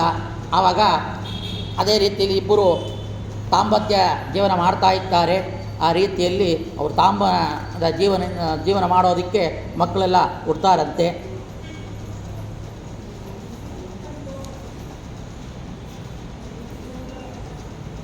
ಆವಾಗ ಅವಳು ಬೇಡುವಾಗ ಅವರು ಏನು ಮಾಡ್ತಾರೆ, 9 ರೂಪವನ್ನು ತಗೊಳ್ತಾರಂತೆ. ಆ ಪತ್ನಿಗೂ ಕೂಡ 9 ರೂಪ ಶರೀರವನ್ನು ಮಾಡಿಕೊಂಡು ಆ ರೀತಿಯಲ್ಲಿ ಗಿರುಡಿಸುತ್ತಾ 100 ವರ್ಷಗಳ ಕಾಲ ಅವರು ಸಂತೋಷವಾಗಿರ್ತಾರೆ. ಕೊನೆಗೆ ದೇವಹೂತಿಯ ಗರ್ಭಿಣಿಯಾಗಿ ನವಮಾಸವನ್ನು ಕಳೆದ ಕೂಡಲೇ ಒಂದೊಂದು ದೇಹದಿಂದ ಒಂದೊಂದು ಹೆಣ್ಣು ಕೂಸಿನಂತೆ 9 ಹೆಣ್ಣು ಮಕ್ಕಳನ್ನು ಹಡೆದಿದ್ದಾಳೆ ಆ ದೇವಹೂತಿ. ಇವರು 9 ರೂಪ, ಅವರು 9 ರೂಪ, ಹುಟ್ಟಿದ್ದು 9 ಹೆಣ್ಣು ಮಕ್ಕಳು. ಅದೇ ತಪಶಕ್ತಿ. ಹರಿಭಕ್ತ ಏನು ಬೇಕಾದ್ರೆ ಮಾಡಬಲ್ಲ. ಹರಿಭಕ್ತ ಪ್ರಹ್ಲಾದ ಎಲ್ಲೆಂದು ಪಾರಾದ. ಹರಿಭಕ್ತರು ರಾಯರು ಏನು ಬೇಕಾದ್ರೆ ಮಾಡಬಲ್ಲರು. 700 ರೂಪಾಯಿ ತಗೊಳ್ತೀನಿ ಅಂದರು. ಆದರೂ ಕೂಡ ಸಾಲದು ಅಂತೇನೋ 700 ರೂಪಾಯಿ ಮೇಲೆಯೇ ಮೃತ್ಯಾ ಬೃಂದಾವನ ಮಾಡ್ತಾ ಇದ್ದಾರೆ. ಇದು ಹೇಗೆ ಬಂತು? ಹರಿಭಕ್ತಿಯಿಂದ ಬಂತು. ಕರ್ತಮ ಪ್ರಜಾಪತಿ ಹೇಗೆ ಬಂತು? ಹರಿಭಕ್ತಿಯಿಂದ ಬಂತು, ಹರಿಧ್ಯಾನದಿಂದ ಬಂತು, ಹರಿಪೂಜೆಯಿಂದ ಬಂತು, ಹರಿಯ ಸದಾ ಗುಣಗಾನವನ್ನು ಮಾಡಿರೋದ್ರಿಂದ ಬಂತು, ಹರಿಯ ಹೃದಯದಲ್ಲಿ ಚಿಂತನೆ ಮಾಡ್ತಾ ಇರೋದ್ರಿಂದ ಬಂತು. ರಾಯರಿಗೆ ಕರ್ದಮರಿಗೂ ಅದೇ ರೀತಿಯಲ್ಲೇ ಬಂದಿದೆ. ಆ ರೀತಿಯಲ್ಲಿ 9 ಒಳ್ಳೆಯ ಹೆಣ್ಣು ಮಕ್ಕಳು ಹೊಡೆದಿದ್ದಾರೆ. ಅವಳು ಬೇಡ್ತಾ ಇದ್ದಾಳೆ ದೇವಗೋತಿ. ಇದುವರೆಗೂ ದೇವರನ್ನು ಮೆರೆತು ಕಾಲ ಕಳೆದಿದ್ದೇ ಸಾಕು. ತಮ್ಮ ಸಂಘದಿಂದ ಮೋಕ್ಷವನ್ನು ಕೊಡಬೇಕು. ನೀವು ಮೋಕ್ಷ ಪ್ರಧಾನವಾದ ತಮ್ಮ ಸಹವಾಸವನ್ನು ಮಾಡಿದವಳಾಗಿದ್ದರೂ ಕೂಡ ಇದುವರೆಗೆ ಸಂಸಾರದಿಂದ ಬಿಡುಗಡೆಯನ್ನು ಬಯಸದೇ ಹೋದೇನಲ್ಲ, ಆವಾಗ ಬುದ್ಧಿ ಬರುತ್ತೆ. ವಯಸ್ಸಾಯಿತು. ಇವಾಗ ಇಷ್ಟೆಲ್ಲ ಮತ್ತು ಮೊಟ್ಟ ಮೊದಲಿಗೆ ಇಬ್ಬರು ಗಂಡ ಮಾಡೋ ತಪಸ್ಸಿಗೆ ಅವಳು ಶುಶ್ರೂಷೆ ಮಾಡ್ತಾ ಇದ್ದಳು. ಎಷ್ಟೋ ವರ್ಷಗಳ ಕಾಲ ಕಳೆದೋಯ್ತು. ಸಹಸ್ರ ವರ್ಷ ಕಾಲಗಳು ಕಳೆದೋಯ್ತು. ಅಷ್ಟು 1000 ವರ್ಷ ಕಳೆದರೂ ಕೂಡ ಅವಳು ಸುಮ್ಮನೆ ಇದ್ದಳು. ಆಮೇಲೆ ಅವರು ಏನು ಬೇಕು ಅಂತ ಕೇಳುವಾಗ ಎಲ್ಲ ಇಷ್ಟ ಒಂದು ಕೆಲಸ ನಡೀತು. ವಿಮಾನ ಬಂದರು, ಅದು ಸುತ್ತಾಡಿರು ಮಾಡಿರು, 9 ರೂಪಾಯಿ ತಗೊಂಡ್ರು, ಅವಳು 9 ರೂಪಾಯಿ ತಗೊಂಡು ಮಕ್ಕಳಾದರು, 9 ಹೆಣ್ಣು ಮಕ್ಕಳು ಹುಟ್ಟಿತು. ಇವಾಗ ಯೋಚನೆ ಬರ್ತಾ ಇದೆ, ಅರಡ ಕಾಲ ಕಳೆದೋಯ್ತಲ್ಲ, ನಮ್ಮ ಇಂದ್ರಿಯಗಳ ಸುಖಕ್ಕೆ ನಮ್ಮ ತಪಸ್ಸನ್ನು ನಾವು ಮಾಡಿಕೊಂಡು ಹೆಣ್ಣು ಮಕ್ಕಳಿಂದ ತತ್ವೋಪದೇಶ ಪಡೆಯೋಕ್ಕಾಗತ್ತಾ? ನಮ್ಮ ಕಾರ್ಯಗಳು ಮಾಡಬೇಕಂದ್ರೆ ಒಂದು ಗಂಡು ಮಗು ಬೇಕು. ಅದಕ್ಕಾಗಿ ನೀವು ಅನುಗ್ರಹ ಮಾಡಬೇಕು ಹಾಗಂತ ಹೇಳುವಾಗ ಅದೇ ರೀತಿಯಲ್ಲಿ ತದಾಸ್ತು ಅಂತಾರೆ. ಹೌದು, ನಾನು ನಿನಗೆ ಮುಂಚಿತವಾಗಿ ಹೇಳಿದ್ದೆ, ನನಗೂ ಪರಮಾತ್ಮ ಶ್ರೀಹರಿ ಅನುಗ್ರಹ ಆಗಿದೆ, ನಿನ್ನನ್ನು ಉದ್ಧಾರ ಮಾಡೋಕ್ಕೆ ನಾನೇ ನಿನ್ನಲ್ಲಿ ಅವತಾರ ಮಾಡ್ತೀನಿ ಅಂತ ಹೇಳಿದ್ದಾನ. ಸೊ ಹರಿಯನ್ನು ಧ್ಯಾನ ಮಾಡೋಣ, ಹರಿಯನ್ನು ಪೂಜಿಸೋಣ, ಅವನೇ ಮಗನಾಗಿ ಹುಟ್ಟುವ ಕಾಲ ಬಂದರೆ ಮಗ ಹುಡ್ತಾನ. ಹಾಗಾದ ಕಾಲ ಕಳೆಯುವಾಗ ಒಂದು ಕಾಲದಲ್ಲಿ ಅವಳು ಗರ್ಭವತಿ ಆಗ್ತಾಳೆ. ಕಪಿಲ ರೂಪ ಪರಮಾತ್ಮ ಅಲ್ಲಿ ಅವತಾರ ಮಾಡ್ತಾನ. ಕರ್ದಮರು ಹೇಳ್ತಾ ಇದ್ದಾರೆ, ಕರ್ದಮ ಪ್ರಜಾಪತಿ ಪರಮಾತ್ಮನ ನೋಡಿ ನಮಸ್ಕಾರ ಮಾಡಿ, ಸ್ವಾಮಿ ನಿನ್ನನ್ನು ಧ್ಯಾನದಿಂದ ನೋಡಬೇಕಾದರೆ ತತ್ವಾಭಿಮಾನಿ ದೇವತೆಗಳಿಗೆ ಪ್ರಸಾದಕ್ಕೆ ಪಾತ್ರರಾಗಬೇಕು. ಮೊಟ್ಟ ಮೊದಲಿಗೆ ಪರಮಾತ್ಮನ ನೋಡಬೇಕಾಗಿದ್ದರೆ ತತ್ವಾಭಿಮಾನಿಗಳ ದೇವತೆಗಳು, ಯಾಕಂದರೆ ಭಗವಂತನಿಂದ ಸೃಷ್ಟಿಯಲ್ಪಟ್ಟ ತತ್ವಾಭಿಮಾನಿ ನಮ್ಮೊಳಗಿದ್ದಾರೆ. ಅಪ್ರೋಕ್ಷ ಜ್ಞಾನ ಆಗೋದೇ ಹಾಗೆ. ಅಪ್ರೋಕ್ಷ ಜ್ಞಾನ ಹೇಗೆ ಆಗತ್ತೆ ಅಂತ ಹೇಳಿದರೆ, ನಾವು ಧ್ಯಾನದಲ್ಲಿ ಕೊಡುವಾಗ ಕಳೆದ ಮಟ್ಟದಲ್ಲಿ ಕರ್ಮಜ ದೇವತೆಗಳಿಗೆ ಪ್ರಸಾದ ಆಗಬೇಕು. ಕರ್ಮಜ ದೇವತೆಗಳಿಗೆ ಮೇಲೆ ಇರುವ ಇಂದ್ರಾಭಿಮಾನಿ ದೇವತೆಗಳಿಗೆ ಪ್ರಸಾದ ಆಗಿ ಇಂದ್ರಾಭಿಮಾನಿ ದೇವತೆಗಳ ದರ್ಶನ ಆಗುತ್ತೆ. ಇಂದ್ರಾಭಿಮಾನಿ ದೇವತೆಗಳ ದರ್ಶನ ಆದ ಮೇಲೆ ವಾಕಾಭಿಮಾನಿ ದೇವತೆ ದರ್ಶನ ಆಗುತ್ತೆ. ಅದಕ್ಕೆ ಉತ್ತಮರಾಗಿರುವ ರುದ್ರದೇವ ದರ್ಶನ ಆಗುತ್ತೆ. ಮನೋಭಿಮಾನಿ ಮನಸ್ಸೆಲ್ಲ ಯಗಾಗ್ರತೆ ಇರುವಾಗ ಆ ಮನಸ್ಸನ್ನು ಹಿಡಿದಿಡುವಾಗ ಯಾರು ಯಾವ ಸ್ಥಾನವನ್ನು ಹಿಡಿತೀವೋ ಆ ಸ್ಥಾನ ಅವರಿಗೆ ಸಿಕ್ಕತ್ತೆ. ಅಂದರೆ ಮನಸ್ಸನ್ನು ಹಿಡಿಯುವಾಗ ನನ್ನ ಮನಸ್ಸು ಅದು ಅಂತೇಳಿ ರುದ್ರದೇವರು ಅಭಿಮಾನಿ ಇಲ್ವಾ, ಆ ರುದ್ರದೇವರು ಒಂದು ಕೂಡ್ತಾರೆ. ರುದ್ರದೇವರು ಕೂಡುವಾಗ ರುದ್ರದೇವರ ದರ್ಶನ ಆಗತ್ತೆ. ಆಮೇಲೆ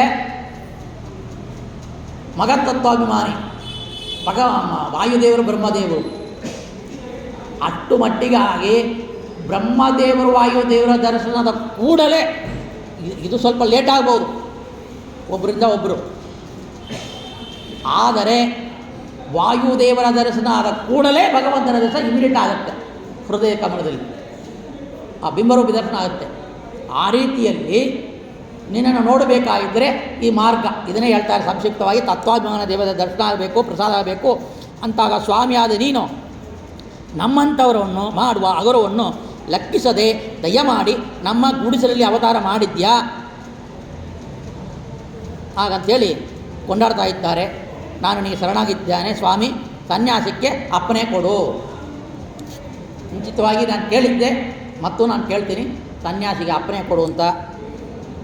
ಕಪಿಲರು ಬರುವಂಥ ಮುನಿವರ್ಯರೇ, ಒಟ್ಟ ಮಾತಿನಂತೆ ಅವತಾರವನ್ನು ಮಾಡಿರೋದ್ರಿಂದ ನಾನು ಹೇಳಿದ ಸತ್ಯವನ್ನು ನಡೆಸಿಕೊಟ್ಟಿದ್ದೀನಿ.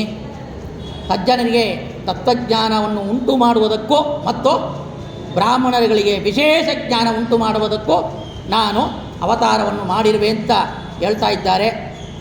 ಉಪದೇಶಕರಿಲ್ಲದ ಪರಮಾತ್ಮ ತತ್ವ ಮಾರ್ಗವು ಈ ಲೋಕದಲ್ಲಿ ಕಣ್ಮರೆ ಆಗ್ತಾ ಇದೆ. ಸಾಂಖ್ಯಶಾಸ್ತ್ರ ರಚನೆ ಕೊಡುವುದಕ್ಕಾಗಿ ನಾನು ಅವತಾರ ಮಾಡಿದ್ದೀನಿ. ಇಂದ್ರಿಯಗಳನ್ನು ಜಯ ಮಾಡಿ ಸರ್ವತ್ರ ಇರುವುದು ಕಮಲದಲ್ಲಿ ವಾಸ ಮಾಡ್ತಿರೋ ನನ್ನನ್ನು, ಸ್ವಯಂ ಜ್ಯೋತಿ ಅನಾದಿಕರ್ತ ಆಗಿರುವ ನನ್ನನ್ನು ನೀನು ಧ್ಯಾನ ಮಾಡು. ನಿನ್ನ ಸ್ವರೂಪದ ಚಿದ್ದೇಗದಲ್ಲಿ ಸ್ವರೂಪ ಇಂದ್ರವಾಗಿರುವ ಬಿಂಬರೂಪ ನಾನು ಕಾಣಿಸುವೆ. ಬಳಿಕ ಮುಕ್ತನಾಗ್ತೀಯ ನೀನು.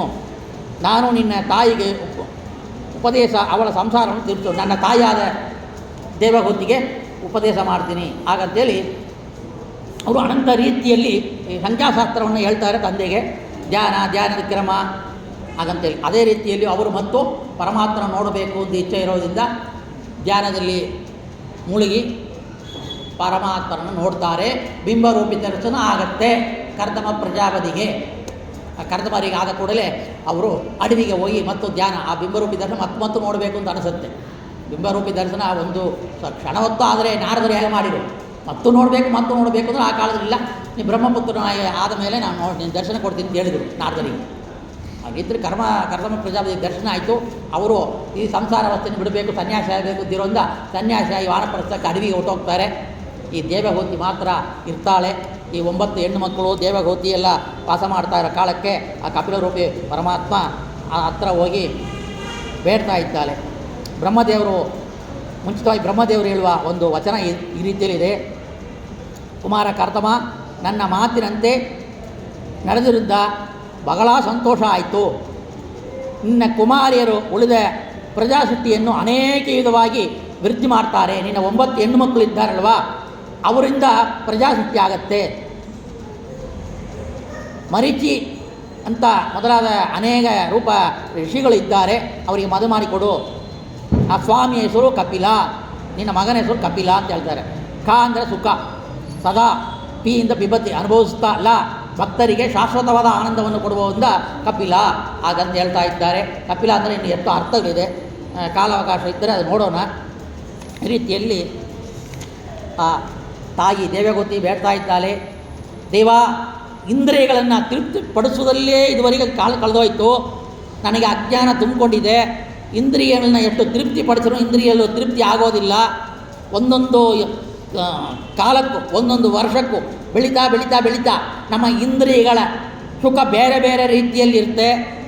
ಮಕ್ಕಳು ಹುಡ್ತಾರೆ, ಆಟ ಆಡೋದಲ್ಲಿ ಅವ್ರ ಗಮನ ಇರುತ್ತೆ, ಯೌವನ ಇರುತ್ತೆ, ಓದಬೇಕು ಅಂತ, ಆಮೇಲೆ ಸಂಪಾದನೆ ಮಾಡಬೇಕು ಅಂತ, ಒಳ್ಳೆ ಗಂಟ ಬರಬೇಕು ಅಂತ, ಒಳ್ಳೆ ಗಂಟ ಮೇಲೆ ಸುಖ ಪಡಬೇಕು ಅಂತ, ಸುಖ ಪಟ್ಟರೆ ಮಕ್ಕಳು ನಡಿಬೇಕು ಅಂತ, ಮಕ್ಕಳನ್ನ ಬೆಳೆಸಬೇಕು, ಸಾಕಬೇಕು, ಉದ್ಧಾರ ಮಾಡಬೇಕು ಅಂತ ನಮಗೆ ಯಾಗ ಹೋಗುತ್ತೆ.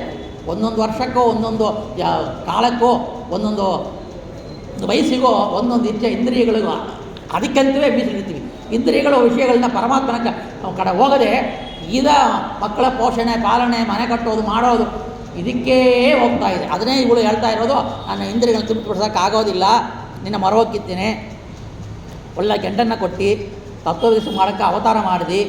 ನಾವೆಲ್ಲ ನಿನ್ನ ಅಲ್ಪ ಭಕ್ತರು, ನಿನ್ನ ಕರುಣೆಯ ಬಿಟ್ಟು ಬೇರೆ ಯಾವುದೂ ಇಲ್ಲ. ನಿನ್ನ ಶರಣಾಗತಿ ಆಗಿದ್ದೇನೆ. ಲಕ್ಷ್ಮೀಪತಿಯಾದ ನಿನ್ನನ್ನು, ಮಹಾಪುರುಷನಾದ ನಿನ್ನನ್ನು ನಾನು ಮೊರಹೊಕ್ಕಿದ್ದೇನೆ. ನೀನು ನನಗೆ ಅಪ್ರೋಕ್ತ ಜ್ಞಾನವನ್ನು ಕೊಡಬೇಕು, ತತ್ವಜ್ಞಾನವನ್ನು ಸರಿಯಾದ ರೀತಿಯಲ್ಲಿ ತಿಳಿಸಬೇಕು. ಎದು ಯಥಾರ್ಥ ಜ್ಞಾನವೋ ಅದನ್ನು ನೀನು ತಿಳಿಸ್ಬೇಕು ಹಾಗಂತೇಳಿ ಬೇಡಿಕೊಳ್ತಾಳೆ. ಆ ಕಪಲರೂಪಿ ಪರಮಾತ್ಮ ಹೇಳ್ತಾ ಇರೋ ವಿಷಯ ಹೀಗಿದೆ.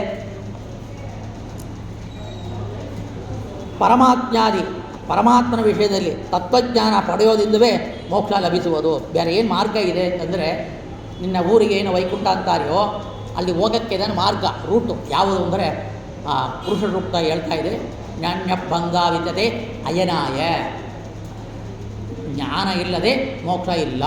ಆ ರೀತಿಯಲ್ಲಿ ಜ್ಞಾನದಿಂದವೇ ಮೋಕ್ಷ. ಭಗವಂತ ಹುಟ್ಟಿದರೆ ಮೋಕ್ಷ ಅಂದರೆ ಭಗವಂತ ಯಾರಲ್ಲಿ ಅವತಾರ ಮಾಡ್ತಾನೋ ಅವರು ಸತ್ಪುರುಷರೇ, ಪರಮಾತ್ಮನ ಭಕ್ತರೇ. ಅಷ್ಟು ಕಲ್ಪ ಸಾಧನೆ ಮಾಡಿ ಭಗವಂತ ಅವರಿಗೆ ಮಗನಾಗಿ ಹುಟ್ಟೋದು, ಮೋಕ್ಷ ಗ್ಯಾರಂಟಿ.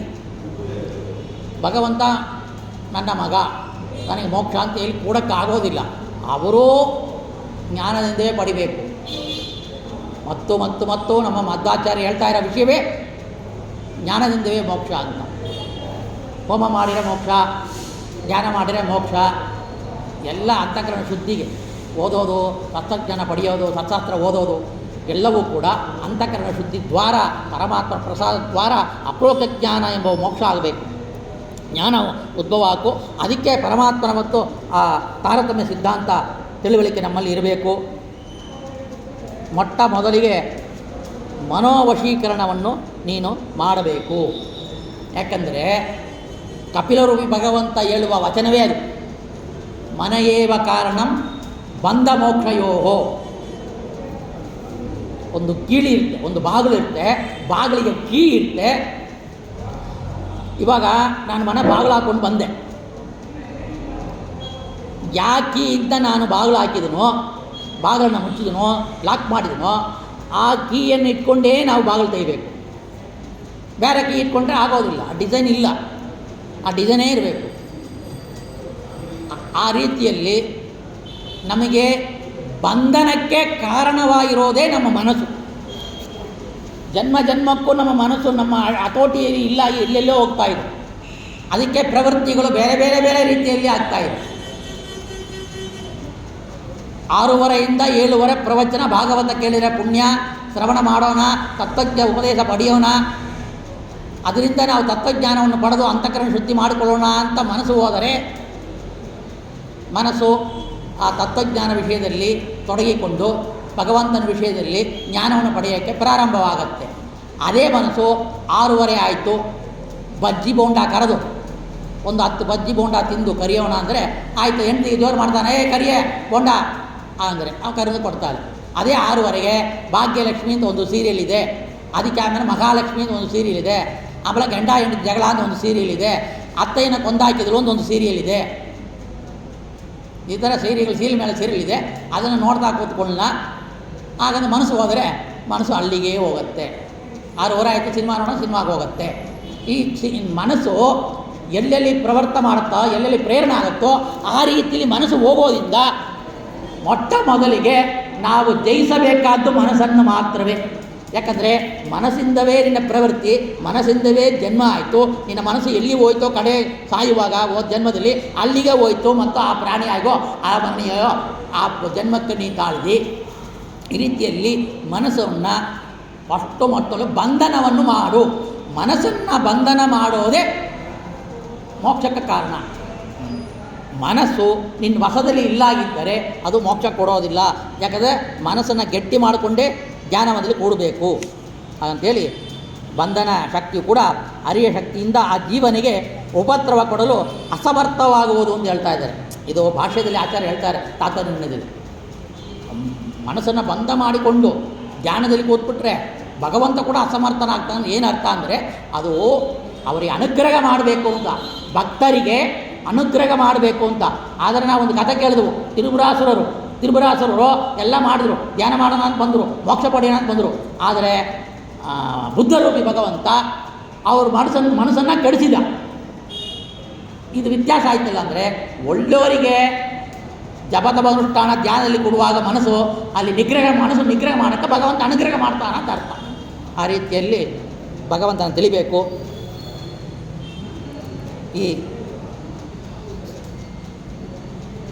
ನೀನು ಬಂದು ಯಾರು ಕಿರಿಯರಿದ್ದಾರೋ ಸಣ್ಣವರು ಅವರಲ್ಲಿ ಕಾರುಣ್ಯವನ್ನು ಇಡು, ಸಮಾನರಲ್ಲಿ ಮೈತ್ರಿಯವನ್ನು ತೋರಿಸು, ಸಜ್ಜನರಲ್ಲಿ ನೀನು ಅವರಿಗೆ ಉಪಕಾರವನ್ನು ಮಾಡು. ಅಂದರೆ ಶರೀರದಲ್ಲಿ ಜೊತೆಯಲ್ಲಿ ಇರುವ ಕಾಮಕ್ರೋಧಾದಿಗಳನ್ನ ನೀವು ವಶ ಮಾಡಿಕೊಳ್ಳಬೇಕು ಹಾಗಂತ ಹೇಳ್ತಾರೆ. ಆ ರೀತಿಯಲ್ಲೂ ನಮ್ಮ ದೇಹದಲ್ಲಿಯೇ ಕಾಮಕ್ರೋಧಾದಿಗಳಿವೆ, ಸದ್ವೈರಿಗಳು ಇವರೆಲ್ಲರೂ. ಕಾಮ, ಕ್ರೋಧ, ಲೋಭ, ಮೋಹ, ಮದ, ಆಶ್ಚರ್ಯ ಅದನ್ನು ಗೆಲ್ಲಬೇಕಾದರೆ ಮನಸ್ಸನ್ನು ಗೆಲ್ಲು ಮೊಟ್ಟ ಮೊದಲಿಗೆ. ಮತ್ತು ನಿನ್ನ ತತ್ವಾಭಿಮಾನಿಗಳು, ಕಿರಿಯರು ಹಿರಿಯರು ತಾರತಮ್ಯ ಯಾರಿದ್ದಾರೋ ಅವರನ್ನು ವಂದಿಸು. ಮತ್ತು ಹೇಳ್ತಾರೆ, ನಿನಗೆ ಬಂಧುಗಳು ಯಾರಿದ್ದಾರೋ, ನಿನ್ನ ಧ್ಯಾನಕ್ಕೆ ಅಥವಾ ನಿನ್ನ ಪೂಜೆಗೆ ಅಥವಾ ನಿನ್ನ ಭಕ್ತಿಗೆ ಅಡಚಣೆ ಮಾಡೋರು, ನಿನ್ನನ್ನು ನಗಪಾಟಿ ಮಾಡೋರು ಅಥವಾ ನಿನ್ನನ್ನು ದ್ವೇಷಿದವರು, ಅವರು ಯಾರಾಯ್ತು ಬಿಟ್ಬಿಡೋರು. ಅನ್ನ ಇರ್ತಾನ ತಮ್ಮ ಅವ ಹರಿಭಕ್ತ ಏಕಾದ ಉಪವಾಸ ದ್ವಾಸಿ ಪಾಲನೆ ಮಾಡಿಕೊಂಡು ಚಾತುರ್ಮಾಸ ಮಾಡಿಕೊಂಡು ವ್ರತ ಮಾಡಿಕೊಂಡು ಗುಡಿ ಗೋಪುರಕ್ಕೆ ಹೋಗ್ಕೊಂಡು ಎಲ್ಲ ಹೋಗಿ ಭಕ್ತಿ ಮಾಡ್ತಾ ಇರ್ತಾನೆ. ಅವನ ನೋಡಿ ಒಂದು ತಮ್ಮ ಏನೋ ಬುದ್ಧಿ ಇಲ್ವಣ ಸಂಪಾದನೆ ಮಾಡ, ಆಗ ಈಗಂದು ಬೈತಾನ, ಕಾಲ ವ್ಯರ್ಥ ಮಾಡ್ತಾ ಇದ್ದಿದ್ದರಿಂದ ಏನು ಬರ್ತಾಯಿದೆ ನಿನಗೆ ಹಾಗಂತ ಹೇಳ್ತಾನ. ಅವ ಏನು ಮಾಡಬೇಕು ಗೊತ್ತಾ, ಈ ತಮ್ಮನನ್ನೇ ಬಿಟ್ಬಿಡ್ಬೇಕು, ಆ ಮುಖ ದರ್ಶನವೇ ಮಾಡಬಾರ್ದು. ಅಯ್ಯೋ ತಮ್ಮ ಕೂಡ ಹುಡಿ ತಮ್ಮನ್ನ ಬಿಟ್ಬಿಟ್ರೆ ರಾಮಲಕ್ಷ್ಮಣ ತಗ್ರ ಇರಬೇಕು. ಇದೇ ಕಪಿಲರು ಭಗವಂತ ಹೇಳೋದು, ಯಾಕಾದಶಿ ಯಾಕೆ ಮಾಡ್ತೀವೋ ಅಂತ ಒಂದು ಅಕ್ಕ ಕೇಳಿದ್ರೆ ಹೋಗಿ ನಿನ್ನ ಮನೆಗೆ ಕಳಿಸ್ಬೇಕು, ಅವಳು ಮಕ್ಕವೇ ನೋಡಬಾರ್ದು. ನನಗೆ ಒಂದು ಕಾರ್ಯ ಆಗಬೇಕು, ಮನೆ ಕಟ್ತಾ ಇದ್ದೀನಿ, ಮಗಳಿಗೆ ಮದುವೆ ಮಾಡಬೇಕು, ಅನ್ನ ನೀನು ಕೂಡ ಹುಟ್ಟಿದ್ದಿ, ಚೆನ್ನಾಗಿದ್ದಿ, ಚೆನ್ನಾಗಿ ಐಶ್ವರ್ಯವಂತನಾಗಿದ್ದಿ, ನಾನು ಬಡವನಾಗಿ ಇದ್ದೀನಿ, ನನಗೆ ಕೊಡು, ದುಡ್ಡು ಕೊಡು ಅಂತ ಕೇಳಿದರೆ ಅವ ಹರಿಭಕ್ತನಾಗಿದ್ದರೆ ಕೊಡು ಅಂತ ಹೇಳುತ್ತೆ ಶಾಸ್ತ್ರ. ಇದೇ ಕಪಿಲ ಭಗವಂತ ಹೇಳಿದ್ದು. ಅವನನ್ನೇ ಪರಮಾತ್ಮನ ದ್ವೇಷ ಮಾಡೋನಿದ್ದರೆ, ಹರಿಭಕ್ತಿಯೇ ಇಲ್ಲಾಗಿದ್ದರೆ, ಹರಿದ್ವೇಷ ಮಾಡಿದರೆ, ಬ್ರಾಹ್ಮಣನ ಬೈದರೆ ಅವನಿಗೆ ದೂರ ಇಟ್ಟು ಅವನಿಗೇನು ಕೊಡಬೇಡ ಅಂತ ಹೇಳುತ್ತೆ. ಬೀದಿಗೆ ಹೋಗೋನು ಕೊಡು, ಸನ್ಯಾಸಿ ಕೊಡು, ಹರಿಭಕ್ತನಿಗೆ ಕೊಡು, ಆದರೆ ಇಂಥವ್ರಿಗೆ ಕೊಡು, ಅದಕ್ಕೆ ಬಿಡು ಅಂತ ಹೇಳ್ತಾ ಇತ್ತು ಕಪಿಲ ಭಗವಂತ. ಅನಂತ ರೀತಿಯಲ್ಲಿ ಹರಿಕಥೆಯನ್ನು ಹೇಳ್ತಾ ಸಂತೋಷ ಪಡಬೇಕು ಹಾಗಂತ ಹೇಳ್ತಾರೆ. ಸತ್ಸಂಗದಲ್ಲಿ ಇರಬೇಕು. ಯಾರು ಹರಿಕಥೆಯನ್ನು ಕೇಳದೆ ಬೇರೆ ಕಥೆಯನ್ನು ಆಡ್ತಾರೋ ಅವರನ್ನು ಬಿಡು. ಯಾರು ನನ್ನ ಕಥೆಯನ್ನು ಕೇಳ್ತಾರೋ ಅವರೇ ನನ್ನ ಭಕ್ತರು. ಯಾರು ದೃಢವಾದ ಭಕ್ತಿ ಮಾಡ್ತಾರೋ ನನ್ನ ಭಕ್ತರು. ಲೋಕ ವಿಷಯ ಯಾರು ಮಾಡ್ತಾರೋ ಅವರು ಅಭಕ್ತರು. ಯಾರು ನನ್ನನ್ನು ಪೂಜಿಸ್ತಾರೋ ಭಕ್ತರು, ನನ್ನ ಪೂಜೆ ಯಾರು ಮಾಡಿರೋ ಆ ಭಕ್ತರು. ಈ ರೀತಿ ಅನಂತ ರೀತಿಯಲ್ಲಿ ಕೂಡ ಭಗವಂತ ಅವರ ಭಕ್ತರು ಯಾರು ಮತ್ತು ಅಭಕ್ತರು ಯಾರು ಅಂತೇಳಿ ಅಂಥ ರೀತಿಯಲ್ಲಿ ಇದು ಕಪಿಲರೂಪಿ ಭಗವಂತನ ವಿಷಯ ನಾವು ಸಂಕ್ಷಿಪ್ತವಾಗಿ ನೋಡ್ತಾ ಇದ್ದೀವಿ. ಕಥೆ ಮುಂದುವರಿಬೇಕು ಅಂತ ಭಾಗವತ ಸಪ್ತಾಹ ಮಾಡಿದರೂ ಕೂಡ ಇದು ಮುಗಿಯೋದಿಲ್ಲ. ಕಪಿಲರೂಪಿ ಕಪಿಲ ವ್ಯಾಖ್ಯಾನ ಅಷ್ಟು ದೊಡ್ಡದಾಗಿದೆ, ಅಷ್ಟು ಅಪಾರವಾದದ್ದು, ಅಷ್ಟು ಮಹಿಮೆ ಉಳ್ಳದ್ದು. ಸಂಕ್ಷಿಪ್ತವಾಗಿ ಅಲ್ಲೆಲ್ಲಿ ನಾವು ನೋಡ್ತಾ ಇದ್ದೀವಿ. ಆದರೆ ಇದನ್ನು ಗುರುಮುಖೇನೆ ನಾವು ಆಳಿದರೆ ನಮಗೆ ಅಂತಃಕರಣ ಶುದ್ಧಿಯಾಗಿ ಅಂಥ ಕಪಿಲರೂಪಿ ಭಗವಂತನ ನೋಡಬೇಕು ಅಂತ ಅನಿಸುತ್ತೆ. ಅಂಥ ಇದರಲ್ಲಿ ಅನಂತ ರೀತಿಯಲ್ಲಿ ಕೂಡ ಆ ಭಕ್ತಿ ಉಂಟಾಗುವರು. ಜನ್ಮ ಜನ್ಮಕ್ಕೂ ನನ್ನ ಭಕ್ತಿಯೇ ಒಂದು ಭಕ್ತರಾಗಿ ಅವರು ನನ್ನ ಮೇಲೆ ಇದು ಮಾಡ್ತಾರೆ ಅಂತ. ಮತ್ತು ಯಮ ನಿಯಮ, ಆಸನ ಯಮ ನಿಯಮ ಇತ್ಯಾದಿಗಳನ್ನು ಮಾಡಿಕೊಂಡು ನೀನು ಧ್ಯಾನಿಸಿದರೆ ನಿನ್ನ ಒಳಗಡೆ ಜ್ಞಾನ ಉಟ್ಬೋದಾಗೋದು. ಸಾಧನ ಪೂರ್ವವಾಗಿದ್ದರೆ ಆಗಲೇ ಬ್ರಹ್ಮ ದರ್ಶನವಾಗುವುದು. ನಿಯಮ ಇದೆ.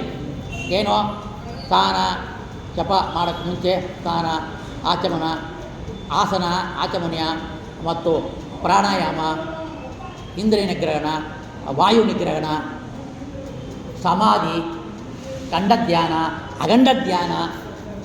ಅವನ ಪರಮಾತ್ಮನ ಒಂದೊಂದು ಪಾದದಿಂದ ಸ್ವಲ್ಪ ಭಾಗವನ್ನೇ ಪಾಸ ಮಾಡೋದು. ಮತ್ತು ಪಾದದಿಂದ ತೊಡೆ ತನಕ ಮತ್ತು ತೊಡೆಯಿಂದ ಹೃದಯ ತನಕ ಅವನ ಪೂರ್ತಿ ರೂಪನ ಒಂದೇ ಕ್ಷಮಯಕ್ಕಾಗೋದಿಲ್ಲ. ಒಂದು ಅಗಳು ತಿಂದರೆ ಅದು ಖಂಡ ರೂಪ. ಒಂದು ಮುದ್ದೆಯನ್ನೇ ತಗೊಂಡು ಬಾಯಿ ಒಂದು ತೂತಿಟ್ಟರೆ ಅದರಲ್ಲಿ ಒಂದು ಅಗಳು, ಒಂದು 100 ಅಗಳು ಇರುತ್ತೆ, ಅವಾಗ ಒಂದು ಅಖಂಡ ಆಯ್ತದು. ಆ ರೀತಿಯಲ್ಲಿ ಪರಮಾತ್ಮನ ಒಂದೊಂದು ಅನುವಾಯಿ ಭಾಗವನ್ನು ಚಿತ್ರ ಮಾಡಿಕೊಂಡು ಧ್ಯಾನ ಮಾಡ್ತಾ ಅವನ ರೂಪವನ್ನು ನೋಡಬೇಕು ಅಂತ ಕೊಡಬೇಕು ಅಂತ ಭಗವಂತ ಇಚ್ಛಿದ್ರೆ ಆ ಕಾಲಕ್ಕೆ ದರ್ಶನ ಆಗುತ್ತೆ. ಇಲ್ಲ ಅಂದರೆ ಅದು ವೇಸ್ಟ್ ಆಗೋದಿಲ್ಲ ಅಂತ ಸಿದ್ಧವಾರ ಅದೇ ಪ್ರವೃತ್ತಿಯಾಗಿ ಮತ್ತು ಜನ್ಮಕ್ಕೂ ಮಾಡ್ತಾನೆ. ಅದೇ ಭಗವದ್ಗೀತೆಯಲ್ಲಿ ಕೃಷ್ಣ ಕೇಳ್ತಾನೆ, ಭ್ರಷ್ಟರು ಧರ್ಮದಿಂದ ಭ್ರಷ್ಟರು, ಯೋಗದಿಂದ ಭ್ರಷ್ಟರಾದವರು ಏನು ಮಾಡ್ತಾರೆ? ಯೋಗ ಭ್ರಷ್ಟರು ಅಂತಂದರೆ ಕೆಟ್ಟವರು ಅರ್ಥ ಇಲ್ಲ. ಆ ಜನ್ಮಕ್ಕೆ ಯೋಗವನ್ನು ಮಾಡಿ ಪರಮಾತ್ಮನ ದರ್ಶನ, ಬಿಂಬ ದರ್ಶನ ಆಗೇ ಇಲ್ಲ. ಅವರೇನು ಗತಿ? ಅಷ್ಟೆಲ್ಲ ಪ್ರಯತ್ನ ಮಾಡೋದು ವೇಸ್ಟ್ ಅಂತಂದರೆ ಇಲ್ಲ. ಮತ್ತು ಅವ್ರನ್ನ ಒಳ್ಳೆ ಕುಲದಲ್ಲಿ ಒಳ್ಳೆ ಜನ್ಮದಲ್ಲಿಯೂ ಹಾಕಿ ಒಳ್ಳೆ ಸಾಹುಕಾರನಲ್ಲಿ ಹುಡ್ಸಿಕ್ಕಿ ಕಷ್ಟ ಕೊಡದೆ ಅವರು ಧ್ಯಾನದಲ್ಲೇ ಮುಳುಗುವಂತೆ ಮತ್ತು ಅವನ್ನ ನಾನು ಮಾಡ್ತೀನಿ ಅಂತ ಕೃಷ್ಣ ಹೇಳ್ತಾನೆ. ಆ ರೀತಿಯಲ್ಲಿ ಆ ನಿಯಮ ವಿಷಯವನ್ನು ಮಾಡಿಕೊಂಡಿದ್ದರೆ ಆ ಜನ್ಮದಲ್ಲೇ ಆಗ್ತಾನೆ. ಮತ್ತು ದೇವಹೂತಿ ಕೇಳ್ತಾ ಇದ್ದಾಳೆ, ಮೋಕ್ಷವನ್ನು ಬಯಸದೇ ಮಾಡುವ ಭಕ್ತಿ ಉತ್ತಮವೇ ಅಥವಾ ಮೋಕ್ಷಕ್ಕಾಗಿ ಮಾಡುವ ಭಕ್ತಿ ಉತ್ತಮವೇ ಹಾಗಂತ ಕೇಳ್ತಾ ಇದ್ದಾಳೆ. ಉತ್ತಮ ಭಕ್ತಿಯ ಲಕ್ಷಣ ಏನು? ಅದನ್ನು ನೀನು ನಾನು ಮಾಡೋಕ್ಕೆ ಸತ್ಯವ? ನನ್ನ ಸ್ಥಾನವನ್ನು ಹೊಂದಲು ಎಂತಾಗ ಭಕ್ತಿ ಮಾಡಬೇಕು? ಮೋಕ್ಷವನ್ನು ಬಯಸಿ ನಾನು ಭಕ್ತಿ ಮಾಡಬೇಕಾ ಅಥವಾ ಮೋಕ್ಷವೇ ಶುದ್ಧ ನಿಷ್ಕಾಮ ಅದು ಮಾಡಬೇಕಂದ್ರೆ ಅದಕ್ಕೆ ಹಲವಾರು ರೀತಿಯಲ್ಲಿ ಉದಾಹರಣೆ ಕೊಟ್ಟು ಭಗವಂತ ಬ್ರಹ್ಮವಾಯು ಅವರು ಮಾಡುವ ಭಕ್ತಿ ಶ್ರೇಷ್ಠ ಭಕ್ತಿ, ಅವರು ಮೋಕ್ಷ ಕೊಟ್ಟರು ಕೂಡ ಬೇಡ ಅಂತ ಹೇಳ್ತಾರೆ. ಮೋಕ್ಷ ಅವರು ಸಾಧನಾಗಿ ನಾನಾ ಕೊಡುವ ಮೋಕ್ಷವನ್ನು ನಾನಾಗಿ ತಗೋದು ಬೇಡ್ತೀನಿ, ಅವಾಗ ಕೊಡ್ತೀನಿ ಅವ್ರಿಗೆ ಮೋಕ್ಷ. ಅಂಥ ನಿಷ್ಕಾಮ ಭಕ್ತರು ನನ್ನ ಭಕ್ತರು. ಅಂಥ ನಿಷ್ಕಾಮ ಮೋಕ್ಷವನ್ನೇ ಬಯಸದೆ ಆ ಬ್ರಹ್ಮವಾಯುಗಳು ಬಿಟ್ಟು ಬೇರೆ ಯಾರು ಮಾಡೋಕ್ಕೆ ಸಾಧ್ಯ ಇಲ್ಲ. ಋಜುಗುಣಸ್ಥರು ಮಾಡ್ತಾರೆ, ಶಾಸ್ತ್ರ ಹೇಳುತ್ತೆ. ಆ ರೀತಿಯಲ್ಲಿ ಅವರು ಬ್ರಹ್ಮಪಟ್ಟಕ್ಕೆ ಬರ್ತಾರೆ, ಅವ್ರು ಮಾತ್ರ ಸಾಧ್ಯ. ನಾವೆಲ್ಲ ಮೋಕ್ಷವನ್ನು ಬೇಡಿ ಮಾಡೋದು ಏನು ತಪ್ಪಿಲ್ಲ ಹಾಗಂತ ಹೇಳ್ತಾರೆ. ಅಂಥ ಮೋಕ್ಷವೇ ಬೇಡ ಅಂತ ಹೇಳಿ ನನ್ನ ಭಜಿಸುವವರಿಗೆ ನಾನು ಸಾಯುಜ್ಯ ಮುಕ್ತಿಯನ್ನು ಕೊಡ್ತೀನಿ. ಮೋಕ್ಷದಲ್ಲಿ ಭಗವಂತನಲ್ಲೇ ಪ್ರವೇಶ ಆಗೋದು ಸಾಯುಜ್ಯ ಮುಕ್ತಿ. ಅದು ಈ ನಿಷ್ಕಾಮ ಭಕ್ತರಿಗೆ. ನಾವು ನಿಷ್ಕಾಮ ಭಕ್ತಿಯಿಂದೇ ಮೋಕ್ಷ. ನಮ್ಮ ನಿಷ್ಕಾಮ ಈ ಲೌಕಿಕ ವಿಷಯ ಪದಾರ್ಥಗಳು ನಿಷ್ಕಾಮ ಇರಬೇಕು. ಆದರೆ ಅವರು ಮಾಡುವ ನಿಷ್ಕಾಮ ನಾವು ಮಾಡುವ ಕಾಮನೆ, ಮೋಕ್ಷ ಕಾಮನೆಯಿಂದ ಮಾಡ್ತೀವಿ. ಆದರೆ ಬ್ರಹ್ಮವಾಯುಗಳು ಋಜುಗುಣಸ್ಥವರು ಮಾಡುವ ಭಕ್ತಿ ಮೋಕ್ಷಕ್ಕಾಗಿ ಮಾಡೋದಿಲ್ಲ, ಭಗವಂತನಿಗೆ ಹಾಗೇ ಮಾಡ್ತಾರೆ. ಮೋಕ್ಷ ಕೂಡ ಭಗವಂತನ ಪ್ರಸಾದ ಹಾಗಂತ ಸ್ವೀಕಾರ ಮಾಡ್ತಾರೆ. ಅವರಿಗೆ ಸಾಯುಜ್ಯ ಮುಕ್ತಿಯನ್ನು ಕೊಡ್ತೀನಿ ಹಾಗಂತೇಳಿ ಭಗವಂತ ಹೇಳ್ತಾ ಇದ್ದಾನ. ಕಪಿರೂಪಿ ಭಗವಂತ ಮತ್ತು ಹೇಳ್ತಾ ಇದ್ದಾರೆ, ನನ್ನ ಒಂದು ಭಯ ಏನಿದೆಯೋ ಶ್ರೀ ಹರಿಯ ಭಯದಿಂದ ವಾಯು ಬೀಸ್ತಾ ಇದ್ದಾನ, ಅಗ್ನಿ ಉರಿಯ ಕೆಲಸ ಮಾಡ್ತಾನ, ಸೂರ್ಯ ತಾಪವನ್ನು ಕೊಡ್ತಾ ಇದ್ದಾನ, ವರುಣ ಮಳೆಯನ್ನು ಎರಗ್ತಾ ಇದ್ದಾನ, ಅಗ್ನಿ ಸುಡೋ ಕೆಲಸ, ಮೃತ್ಯು ಕೂಡ ಪ್ರಾಣಿಗಳನ್ನ ಕೊಲ್ಲುವ ಕೆಲಸವನ್ನು ಮಾಡ್ತಾನೆ. ಸೊ ಇದು ಭಗವದ್ಗೀತೆಯಲ್ಲಿ ಬರೋ ವಿಷಯವನ್ನು ಇಲ್ಲಿ ಹೇಳ್ತಾ ಇದ್ದಾರೆ. ಆ ಕಪಿಲರು ಪರಮಾತ್ಮ ಸ್ವತಂತ್ರ ಅಸ್ವತಂತ್ರ ಎಂಬ ತತ್ವಗಳು ಎರಡು ಬಗೆಯಾಗಿದೆ. ಅವುಗಳಲ್ಲಿ ಸ್ವತಂತ್ರ ತತ್ವದ ಮಹಿಮೆಯನ್ನು ಹೇಳುವನು ಕೇಳು ಹಾಗಂತೇಳಿ ನಮ್ಮ ಆಚಾರ್ಯ ಹೇಳಿದ್ದಾರಲ್ವ ತತ್ವಸಂಖ್ಯಾನದಲ್ಲಿ.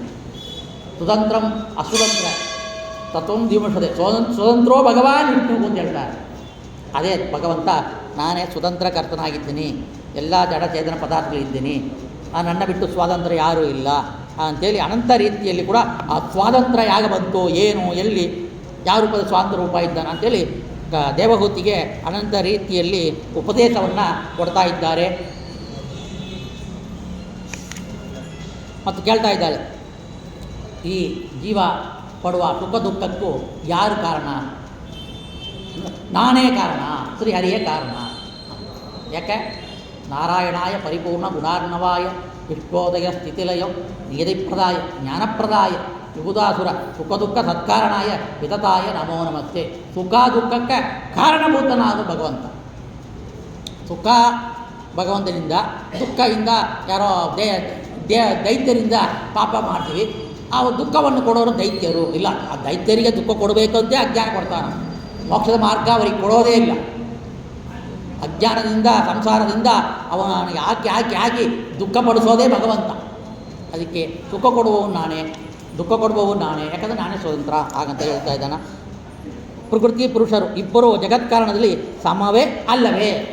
ಇಲ್ಲೇ ಡೌಟು ಎಲ್ಲರಿಗೂ. ಪ್ರಕೃತಿ ಏನಿದೆಯೋ ಆ ಸಗಾಯದಿಂದ, ಪ್ರಕೃತಿಯಿಂದ ಲಕ್ಷ್ಮೀದೇವಿ, ಲಕ್ಷ್ಮಿಯ ಸಗಾಯವನ್ನು ಪಡೆದು ನೀನು ಮಗತತ್ವಾದಿ ದೃಷ್ಟಿಯನ್ನು ಮಾಡ್ತೀಯೋ ಅಥವಾ ನೀನು ಒಬ್ಬನೇ ಮಾಡ್ತೀಯಾ ಅಂತಂದರೆ, ಲಕ್ಷ್ಮಿಗೆ ಕೆಲಸ ಕೊಡಬೇಕು ಅಂತೇಳಿ ಉಪಯೋಗ ಮಾಡ್ಕೊಳ್ತಾನೆ. ಬ್ರಹ್ಮದೇವ್ರನ್ನ ಉಪಯೋಗ ಮಾಡ್ಕೊಳ್ಬೋದು ಅವ ಹರಿಭಕ್ತಿ ಅಂತ ಸಾಧನೆ ಮಾಡಿದ್ದಾರೆ ಅಂತ ಬ್ರಹ್ಮಪಟ್ಟ ಕೊಡೋದು. ಭಗವಂತ ಒಬ್ಬನೇ ಸೃಷ್ಟಿಯನ್ನು ಮಾಡೋಕ್ಕೆ ಸಮರ್ಥನಾಗಿದ್ದಾನೆ. ಭಗವಂತ ಒಬ್ಬನೇ ಸೃಷ್ಟಿ ಮಾಡೋಕ್ಕೆ ಸಮರ್ಥನಾಗಿದ್ದಾನೆ. ಆದರೆ ಒಂದು ರಾಜರು ಯಾವ ರೀತಿಯಲ್ಲಿ ತನ್ನ ವೈಭೋಗವನ್ನು, ಮಂತ್ರಿಗಳು, ರಾಜಭೃತ್ಯರು, ಭಟರು, ರಾಜರು, ಸೇವೆ ಮಾಡೋರು, ಸ್ತ್ರೀಗಳು, ಇವರೆಲ್ಲ ವೈಭವದಿಂದ ಇರ್ತಾನೋ ಅರಣ್ಯದಲ್ಲಿ, ಇವನ್ ಕೂಡ 14 ಲೋಕದಲ್ಲಿ ತನ್ನ ವೈಭವಕ್ಕಾಗಿ ಇಂಥ ದೇವತೆಗಳನ್ನ ಸೃಷ್ಟಿ ಮಾಡಿಕೊಂಡು ಅವ್ರ ಮುಖಾಂತರವಾಗಿ ಸೃಷ್ಟಿ ಮಾಡ್ತಾ ಇದ್ದಾನ. ಅದಕ್ಕೆ ಹೇಳ್ತಾನ, ಗೀತೆಯಲ್ಲಿ ಹೇಳುವ ವಿಷಯವನ್ನೇ ಇಲ್ಲಿ ಭಗವಂತ ಹೇಳ್ತಾನ.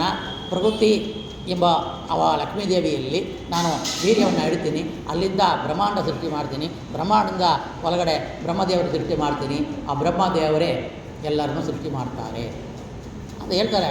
ಅಂಬರಟಿ ಸೂಕ್ತದಲ್ಲಿ ಕೂಡ ಲಕ್ಷ್ಮೀದೇವಿ ಹೇಳೋದು, ಒಂದು ಹುಲ್ಲು ಕಡ್ಡಿಯನ್ನು ನಾನು ಬ್ರಹ್ಮನಾಗಿ ಒಳ್ಳೆ ಒಂದು ಚಿಕ್ಕ ಒಂದು ಪದಾರ್ಥವನ್ನು ರುದ್ರನಾಗಿ ಒಳ್ಳೆ ಅಂದರೆ ಏನರ್ಥ, ಬ್ರಹ್ಮ ಪದವಿ ರುದ್ರ ಪದವಿಗೆ ಯಾರು ಬರಬೇಕೋ ಅವ್ರನ್ನ ಆ ಪದವಿಗೆ ನಾನು ಕೂಡಿಸ್ತೀನಿ ಹಾಗಂತ ಅರ್ಥ. ಅದಕ್ಕೆ ಅಪರಾಹ್ನ ಸೂಕ್ತದಲ್ಲಿ ನಾವು ನಿರ್ಮಾಣ ವಿಸರ್ಜನೆ ಮಾಡುವಾಗ ಅಭಿಷೇಕ ಮಾಡ್ತೀವಿ. ಇದನ್ನು ಅನುಸಂಧಾನ ಮಾಡ್ಕೊಂಡು ಮಾಡಬೇಕು. ಆ ರೀತಿಯಲ್ಲಿ ಆ ಲಕ್ಷ್ಮಿಯ ದಸೆಯಿಂದ ಅಮುಖ್ಯವಾಗಿ ಲಕ್ಷ್ಮಿ ಸ್ವತಂತ್ರವಾದ ನಾನು ಅವಳ ಮುಖಾಂತರವಾಗಿ ಬ್ರಹ್ಮಾಂಡ ಸೃಷ್ಟಿ ಮಾಡ್ತೀನಿ, ಅದರ ಸ್ವತಂತ್ರಕರ್ತ ನಾನು ಅಂದರೆ ಲಕ್ಷ್ಮೀದೇವಿ ಕೂಡ ಭಗವಂತನ ಪರಿವಾರ ದೇವತೆ, ಭಗವಂತನಿಗೆ ಸೇವಕಳು, ಭಗವಂತನ ಹೆಂಡತಿಯಲ್ಲಿ ಅವಳನ್ನ ಪೂಜಿಸಬೇಕು ಹಾಗಂತ ಹೇಳುವಾಗ ಮತ್ತು ಹೇಳ್ತಾನ ಶೂನ್ಯನಾಮಕ ನಾರಾಯಣನು ಚೇತನ ಪ್ರಕೃತಿಗೆ ಪ್ರೇರಣೆ ಮಾಡ್ತಾ ಇದ್ದಾನ. ಆಗ ಆ ಪ್ರಕೃತಿ ದೇವಿಯ ಸೃಷ್ಟಿ ಬೀಸಬೇಕು ಎಂಬ ಇಚ್ಛೆ ಉಳ್ಳದಾಗಲು ಆವಾಗ ಇಚ್ಛೆ ಬರ್ತಾ ಇದೆ ಅವಳಿಗೆ. ಅವಳ ಸೃಷ್ಟಿಗೆ ಕಾರಣವಾದ ಸ್ತ್ರೀರೂಪವನ್ನು ವ್ಯಕ್ತವಾಯಿತು. ಆ ನಾರಾಯಣ ರೂಪದಿಂದ ವ್ಯಕ್ತನಾದ ಪುರುಷೋತ್ತಮನ ನಾಮಕ ಹರಿ ಬಂದು ಆ ದೇವಿಯನ್ನು ತನ್ನ ಬೇರೆ ಹುಟ್ಟಿದಾನ, ಅಲ್ಲಿಂದ ಸೃಷ್ಟಿಯ ಶಕ್ತಿಯನ್ನು ಅವಳಿಗೆ ಕೊಡ್ತಾ ಇದ್ದಾನ. ಹಾಗಂತೇಳಿ ಆ ಲಕ್ಷ್ಮಿಯೂ ಅಸ್ವತಂತ್ರವಾಗಿದ್ದು ಮಾಡ್ತಾಳೆ ಅಂತ ಅರ್ಥ ಮಾಡ್ಕೊಳ್ಬೇಕು. ಮತ್ತು ನಾವು ಮುಂಚೆ ನೋಡಿದ್ವಿ ವೈಕಾರ ತಾಮಸ ತೇಜಸ್ ಅಲಂಕಾರ, ವೈಕಾರ ಅಲಂಕಾರ, ತಾಮಸ ಅಲಂಕಾರದಿಂದ ಸೃಷ್ಟಿಯಾಗಿರೋ ಕ್ರಮ ಅದನ್ನು ಮತ್ತು ಹೇಳ್ತಾರೆ. ಯಾಕೆ ಮತ್ತು ಹೇಳ್ತಾರೆ ಅಂದರೆ ಆ ಸೃಷ್ಟಿಯೇ ಭಗವಂತ, ಸೃಷ್ಟಿ ಸ್ಥಿತಿ ಲಯ ಕಾರಣ ಗೋವಿಂದ. ಸೃಷ್ಟಿ ಸ್ಥಿತಿ ಲಯ ಕಾರಣ ಗೋವಿಂದ ಅಂತ ಹೇಳಿದ್ರೆ ಅವನಲ್ಲಿ ಭಕ್ತಿ ಮಾಡೋಕ್ಕೆ ಸಾಧ್ಯ. ಅವನ ಸ್ವಾತಂತ್ರ್ಯ ತಿಳಿದರೆ ಅವನಿಗೆ ಸರ್ವೋತ್ತಮ ತಿಳಿಯಲಿಕ್ಕೆ ಸಾಧ್ಯ. ಅವನು ಸರ್ವೋತ್ತಮ ಹಾಗಂತ ತಿಳಿದ ಮೇಲೆ ಅವನಲ್ಲಿ ಮಾತ್ರವೇ ಭಕ್ತಿಯನ್ನು ಮಾಡೋಕ್ಕೆ, ಮೋಕ್ಷವನ್ನು ಕೇಳೋಕ್ಕೆ ಸಾಧ್ಯವಾಗುತ್ತೆ. ಅದಕ್ಕಾಗಿ ಮತ್ತು ಆ ಸೃಷ್ಟಿಕ್ರಮವನ್ನು ಕಪಿಲರೂಪಿ ಭಗವಂತ ಹೇಳ್ತಾ ಇದ್ದಾರೆ. ಈ ತೇಜಸ್ ಅಹಂಕಾರದಿಂದ ಬುದ್ಧಿ, ತದಭಿಮಾನಿ ಉಮೆ, ಅಹಂಕಾರದ ಪ್ರಾಣ ಮತ್ತು ಇಂದ್ರಿಯಗಳು ಹುಟ್ಟುತ್ತಾ ಇದೆ. ತಾಮಸ ಅಹಂಕಾರದಿಂದ ಶಬ್ದಾದಿ ತನ್ಮಾತ್ರೆಗಳು, ಪಂಚಭೂತಗಳು ಹುಟ್ಟಿದೆ. ಇದಕ್ಕೆ ಘೋರ ಆಗಂತೇಳಿ ಹೆಸರು. ಜ್ಞಾನ ಮತ್ತು ಘೋರ ಕರ್ಮಗಳ ಕಾರಣದಿಂದ ಇದಕ್ಕೆಲ್ಲ ಘೋರಣ ಅಂತ ಹೆಸರು ಅಂತೇಳಿ ಪರಮಾತ್ಮ ನಾಮವಾಗಿದೆ. ಹಾಗಂತೇಳಿ ಈ ಮನಸ್ಸು ಸಂಕಲ್ಪ ವಿಕಲ್ಪಗಳ ಕಾರಣ ಪರಮಾತ್ಮ ಪ್ರತ್ಯಾಹಾರದಿಂದ ಮಾತ್ರ ನಾಶ ಆಗ್ತಾ ಇದೆ. ಇದಕ್ಕೆ ಅಭಿಮಾನಿ ಕೂಡ ಅನಿರುದ್ಧ ಅಂದರೆ ಮನ್ಮಥ ಅವ. ಅನಿರುದ್ಧ ಒಳಗಡಿರುವ ಪರಮಾತ್ಮ ಅನಿರುದ್ಧನೇ ಇದಕ್ಕೆ ಕಾರಣ. ಹಾಗಂತೇಳಿ ಒಂದೊಂದು ಸೃಷ್ಟಿಕ್ರಮ ಪಂಚಭೂತಗಳು, ಪಂಚ ತನ್ಮಾತ್ರೆಗಳು, ಅದರಿಂದ ಪಂಚಕರ್ಮೇಂದ್ರು, ಪಂಚಜ್ಞಾನೇಂದ್ರು, ಬುದ್ಧಿ, ಮನಸ್ಸು ಅಂತೇಳಿ ಮತ್ತು ಇದರಿಂದ ಹುಟ್ಟಿದ ಲಕ್ಷಣಗಳ ಬುದ್ಧಿಯ ಲಕ್ಷಣ ಹೇಳ್ತಾ ಇದ್ದಾನೆ. ಮನಸ್ಸಿನಿಂದ ಸಾಮಾನ್ಯವಾಗಿ ಜ್ಞಾತವಾದ ಮನಸ್ಸನ್ನು ನಿರ್ದೋಷಗಳಾದ ಇಂದ್ರಿಯಗಳಿಂದ ವಿಶೇಷವಾಗಿ ತಿಳಿಸಿಕೊಡುವುದು ಆ ಬುದ್ಧಿತತ್ವ. ತೇಜಸ ಅಹಂಕಾರದ ವಿಕಾರವೇ ಬುದ್ಧಿತತ್ವ. ಸಂಶಯ, ಭ್ರಾಂತಿ, ನಿಶ್ಚಯ, ಸ್ಮರಣೆ, ಅಜ್ಞಾನ ಇವು ಎಲ್ಲವೂ ಕೂಡ ಬುದ್ಧಿತತ್ವದ ಸ್ವಭಾವ ಲಕ್ಷಣಗಳು. ಇಂದ್ರಿಯಗಳು, ತೇಜಸ ಅಹಂಕಾರದಿಂದ ಹುಟ್ಟಿರುವ ಇಂದ್ರಿಯಗಳು, ಆಕಾಶದಿಂದ ಶಬ್ದ, ವಾಯು, ತೇಜಸ್ಸು, ಜಲ, ಭೂಮಿ, ಇದಕ್ಕಿರುವ ಗುಣಗಳು ಅನಂತ ರೀತಿಯಲ್ಲಿ ಹೇಳ್ತಾನೆ. ಯಾಕೆ ನಾವು ತಿಳಿಬೇಕು ಹಾಗಂದರೆ ತಾರತಮ್ಯ ಈ ವಿಷಯಗಳನ್ನ ತಿಳಿದರೆ ಈ ವಿಷಯಗಳು ಯಾರಿಂದ ಹುಟ್ಟಿತು, ಯಾರು ತತ್ವಾಭಿಮಾನಿ ದೇವತೆಗಳು. ಆ ತತ್ವಾಭಿಮಾನಿ ದೇವತೆಗಳು ಕೂಡ ಸ್ವತಂತ್ರ ಇಲ್ಲ. ಯಾಕಂದರೆ ನಮಗೆ ನಾವು ಮುಂಚೆ ಕೇಳಿದ್ರು ಇಂದ್ರಿಯಗಳ ನಿಗ್ರಹ ಬೇಕು, ನಮಗೆ ಮನಸ್ಸು ನಿಗ್ರಹ ಬೇಕು ಅಂತ. ಅಂದರೆ ಅವರಿಂದವೇ ನೀನು ಅವ್ರ ದಯವನ್ನು ಪಡಿಬೇಕು ಅಂತ ಆ ದೇವಹೂತಿ ಕಪಿಲರೂಪಿ ಭಗವಂತ ಹೇಳಿರೋದ್ರಿಂದ ನಮಗೆ ಒಂದೊಂದು ಇಂದ್ರಿಯ ಕಣ್ಣು ಮುಚ್ಚುವಾಗ ಕಣ್ಣು ತೆಗೆದು ನೋಡಬಾರ್ದು. ಕಣ್ಣು ಇಂದ್ರಿಯ ಸೂರ್ಯ ನಮಗೆ ಅನುಗ್ರಹ ಮಾಡಬೇಕು. ಮೂಗು ಏನೋ ಕೆಟ್ಟ ವಾಸನೆ ಬರ್ತಾ ಇದೆ, ಆ ಕೆಟ್ಟ ವಾಸನೆ ಒಳ್ಳೆ ವಾಸನೆ ನಮಗೆ ಗೊತ್ತೇ ಆಗಬಾರ್ದು ಧ್ಯಾನದಲ್ಲಿ. ಆ ಮೂಗಿಗೆ ಅಭಿಮಾನಿ, ಇಂದ್ರಿಯ ಅಭಿಮಾನಿ ದೇವ ವಾಯುದೇವನ ಸ್ಮರಣೆ ಮಾಡ್ಕೊಳ್ಬೇಕು. ಸೊಳ್ಳೆ ಕಷ್ಟ ಇದೆ, ಹಾವು ಹತ್ತಿರ ಬಂತು, ಸೊಳ್ಳೆನ ಹೊಡೆದು ಸಾಯಿಸೋದು, ಅದು ಕಚ್ಚೋದು ನೆನಪೇ ಬರಬಾರ್ದು. ಕೈ ಆಡಬಾರ್ದು. ಕಾಲು ಆಡ್ತಾ ಜಪ ಮಾಡೋಕ್ಕಾಗತ್ತಾ? ಕಾಲು ಆಡ್ತಾ ಧ್ಯಾನ ಮಾಡಬೇಕಾ? ಕಾಲು ಆಡ್ತಾ ಪ್ರವಚನ ಮಾಡ್ಬೋದು, ಕೇಳ್ಬೋದು. ಅವಾಗ ಕಾಲು ಇಂದ್ರಿಯಾಭಿಮಾನಿ ದೇವತೆಗಳು, ಆ ಕಾಲಿಗೆ ನಿಲ್ಲಿಸೋನ್ಬೇಕು. ಇಂದ್ರಿಯಾಭಿಮಾನಿ ದೇವತೆಗಳು ನಮ್ಮೊಳಗಿಂದ ಅದು ಪ್ರೇರಣೆ ಮಾಡಬೇಕು. ಅವರು ಹಾಗೂ ಒಂದೊಂದೊಂದೊಂದೊಂದೊಂದು ಇಂದ್ರಿಯಗಳು, ಪಂಚಭೂತಗಳು, ಆ ಪಂಚಭೂತ ಅಭಿಮಾನಿ ದೇವತೆಗಳು ನಮ್ಮಲ್ಲಿ ಇದ್ದು ಆ ಧ್ಯಾನವನ್ನು ಮಾಡಿಸಿ ನಮಗೆ ಧ್ಯಾನಕ್ಕೆ ಭಗವಂತನ ನೋಡೋಕ್ಕೆ ಅಪ್ರೋಕ್ತ ಜ್ಞಾನಕ್ಕೆ ಕಾರಣಭೂತರಾಗಿರ್ತಾರೆ. ಅವರನ್ನು ನಾವು ಬೇಡಿಕೊಳ್ಳೋದ್ರಿಂದ ಅವರು ನಮ್ಮ ವಶವಾಗ್ತಾರೆ. ಅವರ ಅನುಗ್ರಹ ಮಾಡಬೇಕು. ಆ ರೀತಿಯಲ್ಲೂ ಜಡ ವಸ್ತುಗಳು ಅದಕ್ಕೆ ಅಭಿಮಾನಿ ದೇವತೆಗಳನ್ನು ತಿಳಿದ್ರೆ ಮಾತ್ರವೇ ಇನ್ನು ಧ್ಯಾನವನ್ನು ಮಾಡೋಕ್ಕೆ ಸಾಧ್ಯ ಅಂತ ದೇವಹೂತಿಗೆ ಭಗವಂತ ಹೇಳ್ತಾ ಇದ್ದಾನ. ಮತ್ತು ಈ ಬ್ರಹ್ಮಾಂಡ ಲೋಕಗಳು 14 ಲೋಕಗಳು ಸೃಷ್ಟಿ ನಾವು ನೋಡಿದ್ವಿ. ಮತ್ತು ಹಿಂದೆ ಬರ್ತಾ ಇದೆ, ಮುಂದೆ ಬರ್ತಾ ಇರುತ್ತೆ. ಈ ರೀತಿಯಲ್ಲಿ 14 ಲೋಕಗಳು ಯಾರ್ಯಾರು ಎಲ್ಲಿಂದ ಬಂದರು ಇದನ್ನು ತಿಳಿಬೇಕು ಅಂತೇಳಿ ಉಪದೇಶ ಮಾಡ್ತಾ ಇದ್ದಾನ. ಒಂದು ಮುಖ್ಯವಾದ ತತ್ವವನ್ನು ಇಲ್ಲಿ ಕಪಿಲರು ಭಗವಂತ ತನ್ನ ತಾಯಿಗೆ ಹೇಳ್ತಾ ಇರುವ ವಿಷಯ ಅದು ವಾಯು ಜೀವೋತ್ಮ ತತ್ವ. ಇಷ್ಟೆಲ್ಲ ಪಡೆದರೂ ಕೂಡ ಆ ತತ್ವ, ಆ ಮಹತ್ತತ್ವ ಅಭಿಮಾನಿಯಿರುವ ಬ್ರಹ್ಮವಾಯುಗಳು ಜೀವೋತ್ತಮರು. ಅವರು ನಿನಗೆ ಅನುಗ್ರಹ ಮಾಡಬೇಕು. ಯಾಕೆಂದರೆ ಜೀವೋತ್ತಮರು ಯಾಕೆ ಆದರು ಅವರು ಹಾಗಂತ ದೇವಹೂತಿ ಕೇಳುವಾಗ ಬ್ರಹ್ಮ ದೇವರು ಒಂದು ಮನುಷ್ಯ ದೇಹವನ್ನು ಸೃಷ್ಟಿ ಮಾಡ್ತಾರೆ. ಅದು ಒಂದೊಂದು ಅಭಿಮಾನ ದೇವತೆಗಳನ್ನ ಹೊರಡೆ ಹೋಗ್ತಾ ಇದ್ದಾರೆ.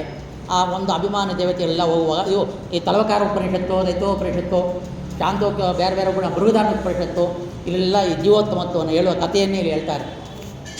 ಆಗ ದೇಹದಲ್ಲಿ ಆ ಇಂದ್ರಿಯಗಳು ಹೋದ ಕೂಡಲೇ ಅದಕ್ಕೆ ಪ್ರಾಣ ಬಂದಿಲ್ಲ. ಅದರ ಪ್ರಾಣದೇವರು ಹೊರಡೆ ಹೋಗ್ತವ್ರೆ, ಅಲ್ಲಿ ಒಂದು ಪ್ರಾಣ ಎದ್ದೇಳುತ್ತೆ. ಅವ ಪ್ರಾಣದೇವರೇ ಜೀವೋತ್ತಮರು ಒಂದು ಅಲ್ಲಿ ನಿರ್ಣಯ ಆಗುತ್ತೆ. ಆ ದೇಹದಲ್ಲಿ ಅಭಿಮಾನಿ ದೇವತೆಗಳು ಹೇಗೆ ಒಳಗಡೆ ಹೋದರೂ ಅದೇ ರೀತಿಯಲ್ಲಿ ಆ ಅಭಿಮಾನಿ ದೇವತೆಗಳು ಆ ಪ್ರಾಣನಿಂದ ಹೊರಗಡೆ ಬರ್ತಾರೆ. ಕಣ್ಣು ಹೊರಗಡೆ ಬಂದ, ಅವನ ಕಣ್ಣು ಕಾಂದಿಲ್ಲ ಅಷ್ಟೇ. ಅವ ಉಣ್ತಾನ, ತಿಂತಾನ, ಕುಡಿತಾನ, ಭೋಗ ಮಾಡ್ತಾನೆ, ಎಲ್ಲ ಮಾಡ್ತಾನೆ. ಅವನ ಕೂಡ ಅಂತ ಕರೆದರು, ಎಣ ಅಂತ ಕರೆದಿಲ್ಲ. ಕಿವಿ ಹೋಯ್ತು, ಕಿವಿ ದಿಗ್ಗಾಭಿಮಾನಿ ದೇವರು ಹೊರಗಡೆ ಹೋದರು. ಕಿವುಡು ಅಂತ ಹೇಳ್ತೀವಲ್ಲ, ಅವನಿಗೆ ಕಿವಿ ಕೇಳೋದಿಲ್ಲ. ವಾಕ್ ಅಭಿಮಾನಿ ಓದಲು ವರುಣ ಓದ, ನಾಳೆಗಿರುವ ವರ್ಣ, ವಾಕ್ ಅಗ್ನಿ ಓದ. ಬ್ಯಾ ಅಂತ ಅವನ ಮಾತೇ ಬಂದಿಲ್ಲ. ಅಯ್ಯೋ ಮಾಯಿ ಬರೋದಿಲ್ಲಪ್ಪ ಮುಖ ಅಂತಂತಾರೆ. ಅವನಿಗೆ ಕೈ ಕಾಲು ಬಿದ್ದೋಯ್ತು.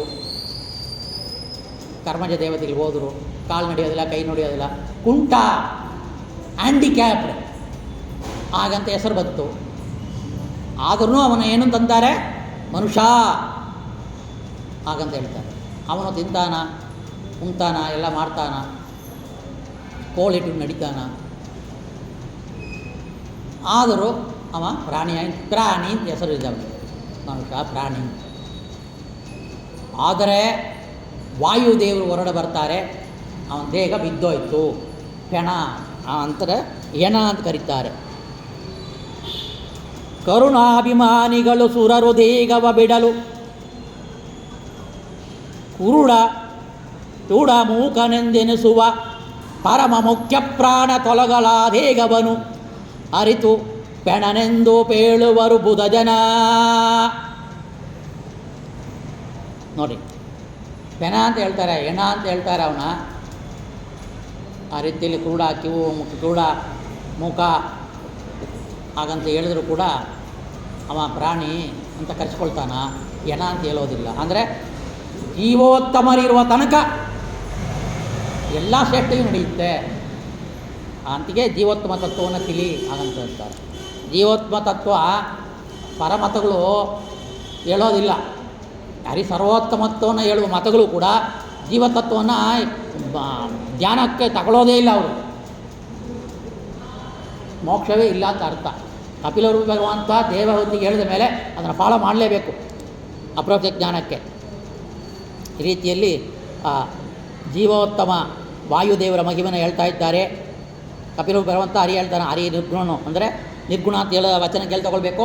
ಸತ್ವ ರಜೋ ತಮೋ ಗುಣ ರಹಿತವಾದವನು. ನಮ್ಮಂಥ ಸತ್ವ ರಜೋ ತಮೋ ಗುಣ ಅವನಲ್ಲಿ ಇಲ್ಲ. ಆ ದೇಹದಲ್ಲಿ ಇದ್ದರೂ ಕೂಡ ನಾವು ಬೀಳುವ ಸುಖ ದುಃಖ ಅವನಿಗಿಲ್ಲ. ಅವ ಯಾವತ್ತೂ ಜೀವನಾಗಿ ಹುಟ್ಟೋದಿಲ್ಲ. ಈ ರೀತಿ ಅನಂತ ವಿಷಯವನ್ನು ಕಪಿಲರು ಬರುವಂಥ ನನ್ನಲ್ಲಿ ಮನಸ್ಸು ನಿಲ್ಲಿಸು, ಧ್ಯಾನಿಸು, ಬ್ರಹ್ಮದರ್ಶನ ಮಾಡಬೇಕು ಅಂತ ಇಚ್ಛೆ ಇರು, ಪ್ರಾರಬ್ಧ ಕರ್ಮವನ್ನು ಅನುಭವಿಸಿ ಭೋಗಿಸಿ ಕುಳಿತುಕೊಂಡೇ ಬ್ರಹ್ಮಲೋಕಕ್ಕೆ ಹೋಗಿ ಮಹಾಪ್ರಳಯದಲ್ಲಿ ಪರಬ್ರಹ್ಮವನ್ನು ಒಂದು ಹಾಗಂತೇಳಿ ಅನಂತ ರೀತಿಯಲ್ಲಿ ಕೂಡ ನನ್ನ ಪಟ್ಟಣಕ್ಕೆ, ನನ್ನ ಮನೆಗೆ ದಾರಿ ಮನಸ್ಸನ್ನು ಹಿಡಿಯೋದು, ಜ್ಞಾನವನ್ನು ಪಡೆಯೋದು. ನಾನು ಹೇಳುವ ಈ ತತ್ವಜ್ಞಾನ ಏನಿದೆಯೋ ಅದನ್ನು ಪಡೆಯಲೇಬೇಕು. ಹಾಗಂತೇಳಿ ದೇವಹೂತಿ ಹೇಳ್ತಾ ಇದ್ದಾಳೆ, ಭೂಮಿಯ ಗಂಧವನ್ನು ಹೇಗೆ ಬಿಟ್ಟಲಾಗಿ ಇರೋಕ್ಕಾಗೋದಿಲ್ವೋ ಹಾಗೆ ಜೀವನು ಕೂಡ ಪ್ರಕೃತಿಯನ್ನು ಬಿಟ್ಟಿರೋಕ್ಕೆ ಸಾಧ್ಯ ಇಲ್ಲ. ಈಗಿರುವಾಗ ಜೀವನು ಮುಕ್ತಿಗೆ ಹೋಗೋದು ಯಾವ ರೀತಿಯಲ್ಲಿ ಅಂತ ಹೇಳ್ತಾರೆ. ದೇಹ ಇದೆ, ಹಸುವಾಗತ್ತೆ, ನೀರಡಿಕೆ ಆಗತ್ತೆ, ನಿದ್ರೆ ಬರುತ್ತೆ, ಸುಖ ಬೇಕು ಅಂತ ಬಯಸತ್ತೆ, ದುಃಖ ಬರುವಾಗ ಅಳುತ್ತೆ, ಸುಖ ಬರುವಾಗ ಸಂತೋಷ ಪಡುತ್ತೆ. ಈ ಚೇಷ್ಟೆಗಳು ಮಾಡ್ತಾ ಇದೆ ಜೀವ. ಅದನ್ನು ಪ್ರಕೃತಿಗೆ ಬಂಧನವಾಗಿ ಬಿಟ್ಟಿದೆ. ಅದು ಹೇಗೆ ನೀನು ಸಾಧ್ಯ ಅಂತ ಹೇಳ್ತಾ ಇದ್ದಿ ಅಂತ ಹೇಳುವ ಕಪಿಲರು ಪರಮಾತ್ಮ, ಎಲ್ಲ ಮಾಡು, ನೀನು ಏನು ಚೇಷ್ಟ ಮಾಡ್ತೀಯೋ ಏನು ಮಾಡ್ತೀಯೋ ಎಲ್ಲ ಮಾಡು, ಆದರೆ ವರ್ಣ ಆಶ್ರಮ ಉಚಿತವಾದ ಕರ್ಮವನ್ನು ನಿಷ್ಕಾಮವಾಗಿ ಮಾಡು. ವರ್ಣಕ್ಕೆಂದರೆ ಚಾತುರ್ವರ್ಣಗಳು, ಬ್ರಹ್ಮ, ವೈಶ್ಯ, ಕ್ಷತ್ರಿಯ, ವೈಶ್ಯ, ಶೂದ್ರ ಅಂತ. ಆಶ್ರಮ ಅಂದರೆ ಬ್ರಹ್ಮಚಾರಿ, ಗೃಹಸ್ಥ, ವಾನಪ್ರಸ್ಥ, ಸನ್ಯಾಸಿ. ಇವರಿಗೆ ಏನು ವಿಹಿತವಾದ ಕರ್ಮಗಳಿದೆಯೋ ಅದನ್ನು ನಿಷ್ಕಾಮವಾಗಿ ಮಾಡು. ಆ ವಿಹಿತವಾದ ಕರ್ಮ ಮಾಡುವಾಗ ಏನು ಭೋಗ ಬರ್ತೀಯೋ, ಏನು ದುಃಖವತ್ತು ಅನುಭವಿಸು. ಅದು ಮತ್ತು ಆ ಕರ್ಮವನ್ನು ಬಿಟ್ಟು ಬೇರೆ ಮಾಡಿದರೆ ಸ್ವಕರ್ಮಂ ನಿಗುಣ ಶ್ರೇಯ ಪರಧರ್ಮೋ ಭಯಾವಹ ಅಂಥೇಳಿ ಗೀತಾಚಾರ್ಯ ಕೃಷ್ಣ ಹೇಳೋ ರೀತಿಯಲ್ಲಿ ಕಪಿಲ ರೂಪಗ ಅಂತ ಅದೇ ಹೇಳೋದು. ಈ ಗೀತಾ ತಗೊಂಡ್ರೆ ಎಲ್ಲ ಬಂದುಬಿಡುತ್ತೆ. ಅದಕ್ಕೆ ಭಗವದ್ಗೀತಾವನ್ನು ನಾವು ಜನ ಅರ್ಥ ಮಾಡ್ಕೊಳ್ಬೇಕು ಅನ್ನೋದು. ಏನಂತಂದರೆ ಆಗ ಬಂಧ ಸ್ವರೂಪವಾದ ಪ್ರಕೃತಿ ಕೂಡ ಜೀವನನ್ನು ಬಂಧಿಸೋಕ್ಕೆ ಸಾಧ್ಯ ಇಲ್ಲ ಮತ್ತು ತಿರುಗಿ ಅವನಿಗೆ ಸಂಸಾರ ಬಂಧನ ಇಲ್ಲ. ಈ ರೀತಿಯಲ್ಲಿ ಮಾಡ್ತಾ ನಿಷ್ಕಾಮ ಕರ್ಮ ಮಾಡ್ತಾ ಅವನಿಗೆ ಹರಿಪ್ರಸಾದ ಆಗುತ್ತೆ ಅಂತ ಹೇಳ್ತಾ ಇದ್ದಾರೆ. ಅಂತಃಕರಣ ಶುದ್ಧಿ, ಆಮೇಲೆ ಮೋಕ್ಷ, ಪರಮಾತ್ಮ ಪ್ರಸಾದ ಮೋಕ್ಷ ಆಗುತ್ತೆ ಮತ್ತು ವಿಳಂಬ ಆಗೋದಿಲ್ಲ. ಅಲ್ಲಿ ಓದೋರು ಹಿಂತಿರುಗಿ ಬರೋದಿಲ್ಲ. ನಿವೃತ್ತಿ ಮಾರ್ಗವನ್ನು ಅನುಸರಿಸಿ ಈ ಮಾರ್ಗವೇ ಮೋಕ್ಷಕ್ಕೆ ಕಾರಣ, ಈ ಮಾರ್ಗವೇ ಶ್ರೇಷ್ಠ. ಹಾಗಂತೇಳಿ ಪರಮಾತ್ಮ ಕಪಿಲ ರೂಪಿ ಭಗವಂತನ ಕೇಳ್ತಾ ಇದ್ದಾಳೆ, ಭಗವಂತ, ಈ ಭಗವಂತನು ನೀನು ಸೃಷ್ಟಿ ಮಾಡೋದಿಲ್ಲ, ನಿಮಿತ್ತ ಕಾರಣವಾಗಿದ್ಯೋ ಉಪಾದಾನ ಕಾರಣವಾಗಿದ್ಯೋ ಅಂತ ಮುಂಚೆ ನಾವು ನೋಡಿದ್ವಿ. ಪರಮಾತ್ಮ ಉಪಾದಾನ ಕಾರಣವಾಗಿ ಈ ಜಡವಸ್ತುಗಳು ತಗೊಂಡು ನಿಮಿತ್ತ ಕಾರಣ ಒಬ್ಬನೇ ಇಟ್ಕೊಂಡು ಈ ಜಗತ್ತನ್ನು ಸೃಷ್ಟಿ ಮಾಡ್ತಾ ಇದ್ದಾನ ಹಾಗಂತ ನೋಡಿ ಆಯಿತು. ಅದನ್ನು ವಿಷಯವನ್ನು ಹೇಳ್ತಾ ಇದ್ದಾರೆ.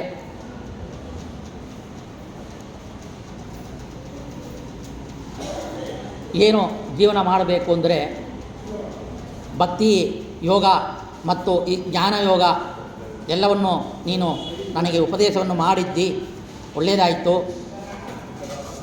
ನಾನು ಇನ್ನು ಮುಂದೆ ಏನು ಮಾಡಬೇಕು ಅಂತ ಹೇಳು ಅಂತ ಹೇಳುವಾಗ ಕಪಿಲರೂಪಿ ಭಗವಂತ, ನಾನು ನಿನಗೆ ತತ್ವೋಪದೇಶ ಮಾಡಿದ್ದೀನಿ, ಅದನ್ನು ಅನುಸರಣೆ ಮಾಡಿಕೊಂಡು ನೀನು ಧ್ಯಾನಮಗ್ನ ಆಗಿರುವಾಗ ನಿನ್ನ ಬಿಂಬ ದರ್ಶನ ಆಗತ್ತೆ. ನಾನು ಇನ್ನೂ ನನ್ನ ಪರಿವಾರ ಜೊತೆಯಲ್ಲಿ ನಾನು ಹೋಗಬೇಕಾಗತ್ತೆ. ಹಾಗಂತ ಹೇಳಿ ಭಗವಂತ ಹೊರಡಬೇಕು ಅಂತನ್ನುವಾಗ ಅನಂತ ರೀತಿಯಲ್ಲಿ ಪ್ರಶ್ನೆ ಇನ್ನೂ ತುಂಬ ಇದೆ. ವಿಷಯ ಕಾಲಾವಕಾಶ ಕಡಿಮೆ ಇರೋದ್ರಿಂದ ಕಥೆ ಮುಂದುವರಿಬೇಕು. ಅದಕ್ಕಾಗಿ ಸಂಕ್ಷಿಪ್ತವಾಗಿ ಹೇಳಿದರೆ ಆ ರೀತಿಯಲ್ಲಿ ಭಗವಂತ ಏನೇನು ರೀತಿಯಲ್ಲಿ ಉಪದೇಶವನ್ನು ಮಾಡಿದನೋ ಅದೇ ರೀತಿಯಲ್ಲಿ ಮನಸ್ಸನ್ನು ಇಂದ್ರಿಯಗಳನ್ನ ವಶ ಮಾಡಿಕೊಂಡು ಭಗವಂತ ಇಂದ್ರಾದಿ ದೇವತೆಗಳು, ಕರ್ಮಾದಿ ದೇವತೆಗಳು ಇವರೆಲ್ಲರನ್ನೂ ಕೂಡ ಅವಳು ವಶ ಮಾಡಿಕೊಂಡು ಭಗವಂತನ ಧ್ಯಾನ ಮಾಡ್ತಾ ಅಪ್ರೋಕ್ತ ಜ್ಞಾನವನ್ನು ಅವಳು ಪಡೆದಿದ್ದಾಳೆ ಅಂತೇಳಿ ಈ ರೀತಿಯಲ್ಲಿ ಬರ್ತಾ ಇದೆ. ನಾ ಹೇಳಿದ ಅನುಷ್ಠಾನ ಮಾಡು, ನಿನಗೆ ಮುಕ್ತಿಯಾಗುವುದು ಅಂತೇಳಿ ಹೇಳ್ತಾ ಇದ್ದಾರೆ. ಆ ರೀತಿಯಲ್ಲಿ ಅವಳು ತನ್ನ ಯೋಗ ಶಕ್ತಿಯಿಂದ ಬಿಂಬ ಅಪ್ರೋಕ್ಷ ಆಗಿದೆ. ಕೂಡಲೇ ಅವಳು ಒಳಗಡೆ ಏನೋ ಒಂದು ಅಜ್ಞಾನ ಇತ್ತೋ ಅದು ಪರಿಹಾರ ಆಗಿದೆ. ಶರೀರದ ಅಭಿಮಾನ ಎಲ್ಲ ಹೋಗಿದೆ. ಅವಳ ಪ್ರಾರಬ್ಧ ಕರ್ಮ ಅಲ್ಲಿಗೆ ಮುಗಿದಿದೆ. ಅವಳು ಅಲ್ಲಿಯೇ ತನ್ನ ದೇಹವನ್ನು ಬಿಡಬೇಕು ಅಂತ ಇಚ್ಛೆ ಬಂದಿದೆ. ಆ ದೇಹವನ್ನು, ಆ ಪ್ರಾರಬ್ಧ ಕರ್ಮ, ಆ ಜನ್ಮಕ್ಕೆ ಪ್ರಾರಬ್ಧ ಕರ್ಮ ಮುಗಿದಿದೆ. ಆ ಮೃತ ದೇಹವು ಕೂಡ ಕಪಿಲಾ ನದಿಯಾಗಿ ಹರಿಯಿತು. ಕಪಿಲಾ ಭಗವಂತನ ಹೆಸರಲ್ಲಿ ಅದು ಕಪಿಲಾ ರೂಪಿಯಾಗಿ ಆಯಿತು. ಅನೇಕ ಸಿದ್ಧರು ಸ್ನಾನ ಪಾನಾದಿಗಳಿಂದ ಅದನ್ನು ಸೇವಿಸಿದರು. ಆ ಉತ್ತಮವಾದ ನದಿಯು ತನ್ನನ್ನು ಸೇವಿಸುವ ತಪಸ್ವಿಗಳಿಗೆ ಸಿದ್ಧಿಯನ್ನು ಕೊಡೋದಾಗಿದೆ. ಇಲ್ಲಿಯೇ ಮಾತೃಗಯ ಅಂತ ಹೆಸರು ಬಂದಿದೆ. ಇಲ್ಲಿ ಕಪಿಲ ರೂಪಿ ಭಗವಂತನ ಸ್ಮರಣ ಮಾಡಿಕೊಂಡು ಯಾರು ತನ್ನ ತಾಯಿಗೆ ಅಲ್ಲಿ ಪಿಂಡ ಪ್ರದಾನವನ್ನು ಮಾಡಿ ಕ್ರಿಯೆಗಳನ್ನು ಮಾಡ್ತಾರೋ ಅವರಿಗೆ ಮೋಕ್ಷ ಆಗತ್ತೆ ಅಂತೇಳಿ ಶಾಸ್ತ್ರ ಹೇಳ್ತಾ ಇದೆ. ಯಾಕಂದರೆ ಇಂಥ ಕಪಿಲರೂಪಿ ಭಗವಂತನ ತಾಯಿ ಆಗುವ ಯೋಗ್ಯತೆ ಇರುವ ತಪಸ್ವಿಯಾಗಿರುವ ಕರ್ದಮ ಪ್ರಜಾವಾದಿಯನ್ನು ಶ್ರೇಷ್ಠವಾದ ಅವರಿಗೆ ಹೆಂಡತಿಯಾಗಿ ಅವರಿಗೆ ಶುಶ್ರೂಷೆ ಮಾಡಿ ಪರಮಾತ್ಮನ್ನೇ ಮಗನಾಗಿ ಪಡೆದು ಭಗವಂತನೇ ಮಗನೇ ಸ್ವಭಾವ್ಯಾಭಿಷೇಕ ಆ ವಿಷಯ ತನ್ನ ಬಿಂಬರೂಪಿ ವಿಷಯವನ್ನು ಹೇಳಿ ಅದಕ್ಕೆ ತತ್ವೋಪದೇಶವನ್ನು ಮಾಡಿ ಇರೋದ್ರಿಂದ ಎಂಥ ಶ್ರೇಷ್ಠರು ಕರ್ದಮ ಪ್ರಜಾಪತಿ, ಎಷ್ಟು ಶ್ರೇಷ್ಠರು ಆ ದೇವಹೂತಿ ಅಂತ ಕಪಿಲರು ಜ್ಞಾನವನ್ನು ದಯಪಾಲಿಸ ಜ್ಞಾನ ಕಾರ್ಯಕ್ಕೆ ಬಂದಿರುವ ಆ ಕಪಿಲರೂಪಿ ಭಗವಂತ ಎಷ್ಟು ಒಂದು ಮಹಿಮೆ ಇದೆ ಅಂತೇಳಿ ತನ್ನ ಮಹಿಮೆಯನ್ನು ತಾನೇ ಹೇಳ್ಕೊಂಡಿದ್ದಾರೆ. ಇಲ್ಲಿ ಮೈತ್ರಿ ಹೇಳ್ತಾ ಇದ್ದಾರೆ, ವಿಷ್ಣು ಭಕ್ತನಾದ ವಿದುರನೇ ಹೇಳೋದನ್ನು ಕೇಳಿದ ಕಪಿಲದೇವ ಬುದ್ಧಿಯನ್ನು ಸಂವಾದದಿಂದ ನಿನಗೆ ವಿಷಾದವಾದ ವಿಷಯವನ್ನು ಹೇಳ್ತಾ ಇದ್ದೀನಿ, ಇದನ್ನು ಕೂಡ ನೀನು ಆಚರಣೆಯನ್ನು ಮಾಡು ಹಾಗಂತ ಹೇಳ್ತಾ ಇದ್ದಾರೆ. ಇದಮನುಸೃಣೋತಿಯೋ ಅಭದ್ಯತೆ ಕಪಿಲ ಮುನೇರ್ ಮುತ ಮಾತ್ಮಯೋಗ ಗುಖ್ಯಂ ಭಗವತಿ ಕೃತಧೀಹಿ ಸ್ವರ್ಣಕೇತ ಉಪಲಂಭತೆ ಭಗವತ್ಪಾದಾರವಿಂದಂ. ಇದು ಪವಿತ್ರವಾದದ್ದು. ಇದಮನುಸೃಣೋತಿಯೋ ಭಿತ್ತತೆ ಅಂತಂತ ಹೇಳ್ತಾರೆ. ಸಕಲ ಮೋಕ್ಷ ಅಪೇಕ್ಷೆಗಳು ಯಾರಿದ್ದಾರೋ ಅವಶ್ಯವಾಗಿ ಇದನ್ನು ತಿಳಿಬೇಕಾಗಿರೋದು. ಪರಮಾತ್ಮನ್ನೇ ಹೊಂದುವ ಜ್ಞಾನೋಪಯುಗದಲ್ಲಿರುವ ಪರಮಾತ್ಮನ ಹೊಂದಬೇಕು ಅಂತ ಯಾರಿಗೆ ಜ್ಞಾನ ಪಡಿಬೇಕು ಅಂತಿದೆಯೋ ಆ ಜ್ಞಾನದಲ್ಲಿಯೂ ಮುಖ್ಯಂ ರಹಸ್ಯವಾಗಿರೋದು. ಇದನ್ನು ಉಪದೇಶವನ್ನು ಮಾಡಿರುವನು ಯಾರೋ ಕಪಿಲ. ಆ ಕಪಿಲ ಯಾರೋ ಇಲ್ಲ, ಶ್ರೀಹರಿಯೇ. ಅವನಲ್ಲಿ ಮನಸ್ಸನ್ನಿಟ್ಟಿರುವವರು ಕೇಳಿದರು ಕೂಡ ಕೇಳುವರು, ಅನುಷ್ಠಾನವನ್ನು ಮಾಡಬೇಕು ಹಾಗಂತೇಳಿ ಹೇಳ್ತಾ ಇದ್ದಾರೆ. ಮಧ್ಯದಲ್ಲಿ ಒಂದು ಪ್ರಶ್ನೆಯನ್ನು ಬಂದಿರೋದನ್ನ ವಿಷಯವನ್ನು ಬಿಟ್ಟಿದ್ದೀನಿ. ಈ ಮನುಷ್ಯ ಜನ್ಮ ಹುಟ್ಟುವ ವಿಧಾನವನ್ನು ಹೇಳೋ ಆ ಕಷ್ಟವನ್ನು ಅಂತ ಹೇಳುವಾಗ, ಗರ್ಭದಲ್ಲಿ ಶಿಶು ಇರುವಾಗ ಒಂದನೇ ದಿನ ಅಲ್ಲಿ ಆ ನೀರಿನ ಅಂಶ ಗಟ್ಟಿಯಾಗತ್ತೆ ಮತ್ತು ಒಂದು ತಿಂಗಳಲ್ಲಿ ಇನ್ನೂ ಸ್ವಲ್ಪ ಗಟ್ಟಿಯಾಗತ್ತೆ. ಒಂದೊಂದು ತಿಂಗಳಿಗೂ ಒಂದೊಂದು ಅವಯವಗಳು ಉದ್ಭವವಾಗತ್ತೆ. ಮೊದಲನೇ ತಿಂಗಳಿಗೆ ಅವಳಿಗೆ ಶಿಶುವಿಗೆ ಏನೇನಾಗುತ್ತೆ, ಕಣ್ಣು ಕಿವಿಯೆಲ್ಲ, ಎರಡನೇ ತಿಂಗಳು, ಮೂರನೇ ತಿಂಗಳು, ಈ ಥರ 9 ತಿಂಗಳ ತನಕ ವರ್ಣನೆ ಮಾಡ್ತಾರೆ. ಆ 7ನೇ ತಿಂಗಳಿಗೆ ಸರ್ವ ಅವಯವಗಳು, ಕೂದಲು ಎಲ್ಲ ಬಂದಿರ್ತದೆ. ಆ 7ನೇ ತಿಂಗಳಿಗೆ ಆ ಶಿಶು ಅಲ್ಲಿ ಕಷ್ಟದಲ್ಲಿ ಇರುತ್ತೆ. ಅಲ್ಲಿ ಕತ್ತಲೆ ಅಂದರೆ ಕತ್ತಲೆ. ಆವಾಗ ಮಗು ಬೇಡತ್ತೆ, ಏನಂತ, ನಾನು ಹುಡ್ತೀನಿ, ನಿನ್ನ ಭಕ್ತಿ ಮಾಡ್ತೀನಿ, ನಿನ್ನ ಭಕ್ತನಾಗಿರ್ತೀನಿ, ನನ್ನನ್ನು ಸೃಷ್ಟಿಗೆ ತಗೊಂಡ್ಬಂದಿದ್ದಿ, ತುಂಬ ಥ್ಯಾಂಕ್ಸ್ ನಿನಗೆ ಅಂದಿರುವಾಗ ಅದು ಹುಟ್ಟಕ್ಕೆ ಕಾರಣವಾಗುತ್ತೆ. ಆ ಬೇಡುವಿಕೆಯಿಂದ ಮತ್ತು 9ನೇ ತಿಂಗಳು ಮುಗಿದ ಕೂಡಲೇ ಪ್ರಸೂತಿ ವಾಯು ಹೊರಡ ಹಾಕತ್ತೆ. ಅಲ್ಲಿಂದ ಆ ಯೋನಿಯಲ್ಲಿ ತುಂಬ ಕಷ್ಟ ಬಿದ್ದು ಹುಡ್ತಾನ. ಅಲ್ಲಿ ಗರ್ಭ ಚೀಲ ಏನಿದೆಯೋ ಅದು ಪಕ್ಕದಲ್ಲಿ ಒಂದು ಕಡೆ ಮೂತ್ರ ಪೈ ಬ್ಯಾಗ್ ಇರುತ್ತೆ, ಇನ್ನೊಂದು ಕಡೆ ಮಲ ಬ್ಯಾಗ್ ಇರುತ್ತೆ. ಸ್ವಲ್ಪ ನಾವು ನಮ್ಮ ಟಾಯ್ಲೆಟ್ ಹೋಗುವಾಗಲೇ ಟಾಯ್ಲೆಟ್ನ ಮುಚ್ಕೊಂಡು ಹೋಗ್ತೀವಿ. ಆದರೆ 9 ತಿಂಗಳು ಎಷ್ಟು ಆ ಸ್ಮೆಲ್ಲು, ಅದೇ ನೆರಕಲೋ ಕಾಣೋದು.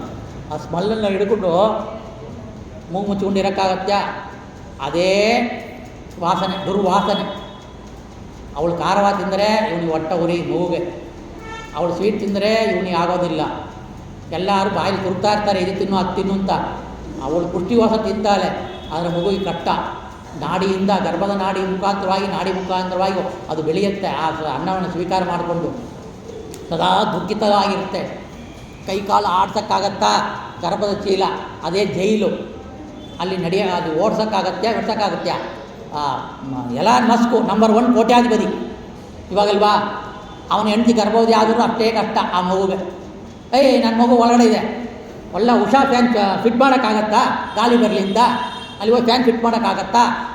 ಏರ್ ಕೂಲರ್ ಹಾಕೋಕ್ಕಾಗತ್ತಾ? ಮಂಚ ಹಾಕೋಕ್ಕಾಗತ್ತಾ? ಹೊಟ್ಟೆ ಒಳಗಡೆಯಿಂದ ಯಾರು ಡಾಕ್ಟ್ರ್ ಆಪ್ರೇಷನ್ ಮಾಡಿ ಫ್ಯಾನ್ ಇಡೋಕ್ಕಾಗತ್ತೆ? ಏನೂ ಇಲ್ಲ. ಅವನ ದೊಡ್ಡ ಸಾಹುಕಾರೋ ಜನ್ಮ ಆದರೂ ಸರಿ, ಬಡವರು ಮನೆಯಲ್ಲಿ ಹುಟ್ಟಿದರೂ ಸರಿ, ಆ ಜೀವ ಕಷ್ಟ ಬೀಳಲೇಬೇಕು.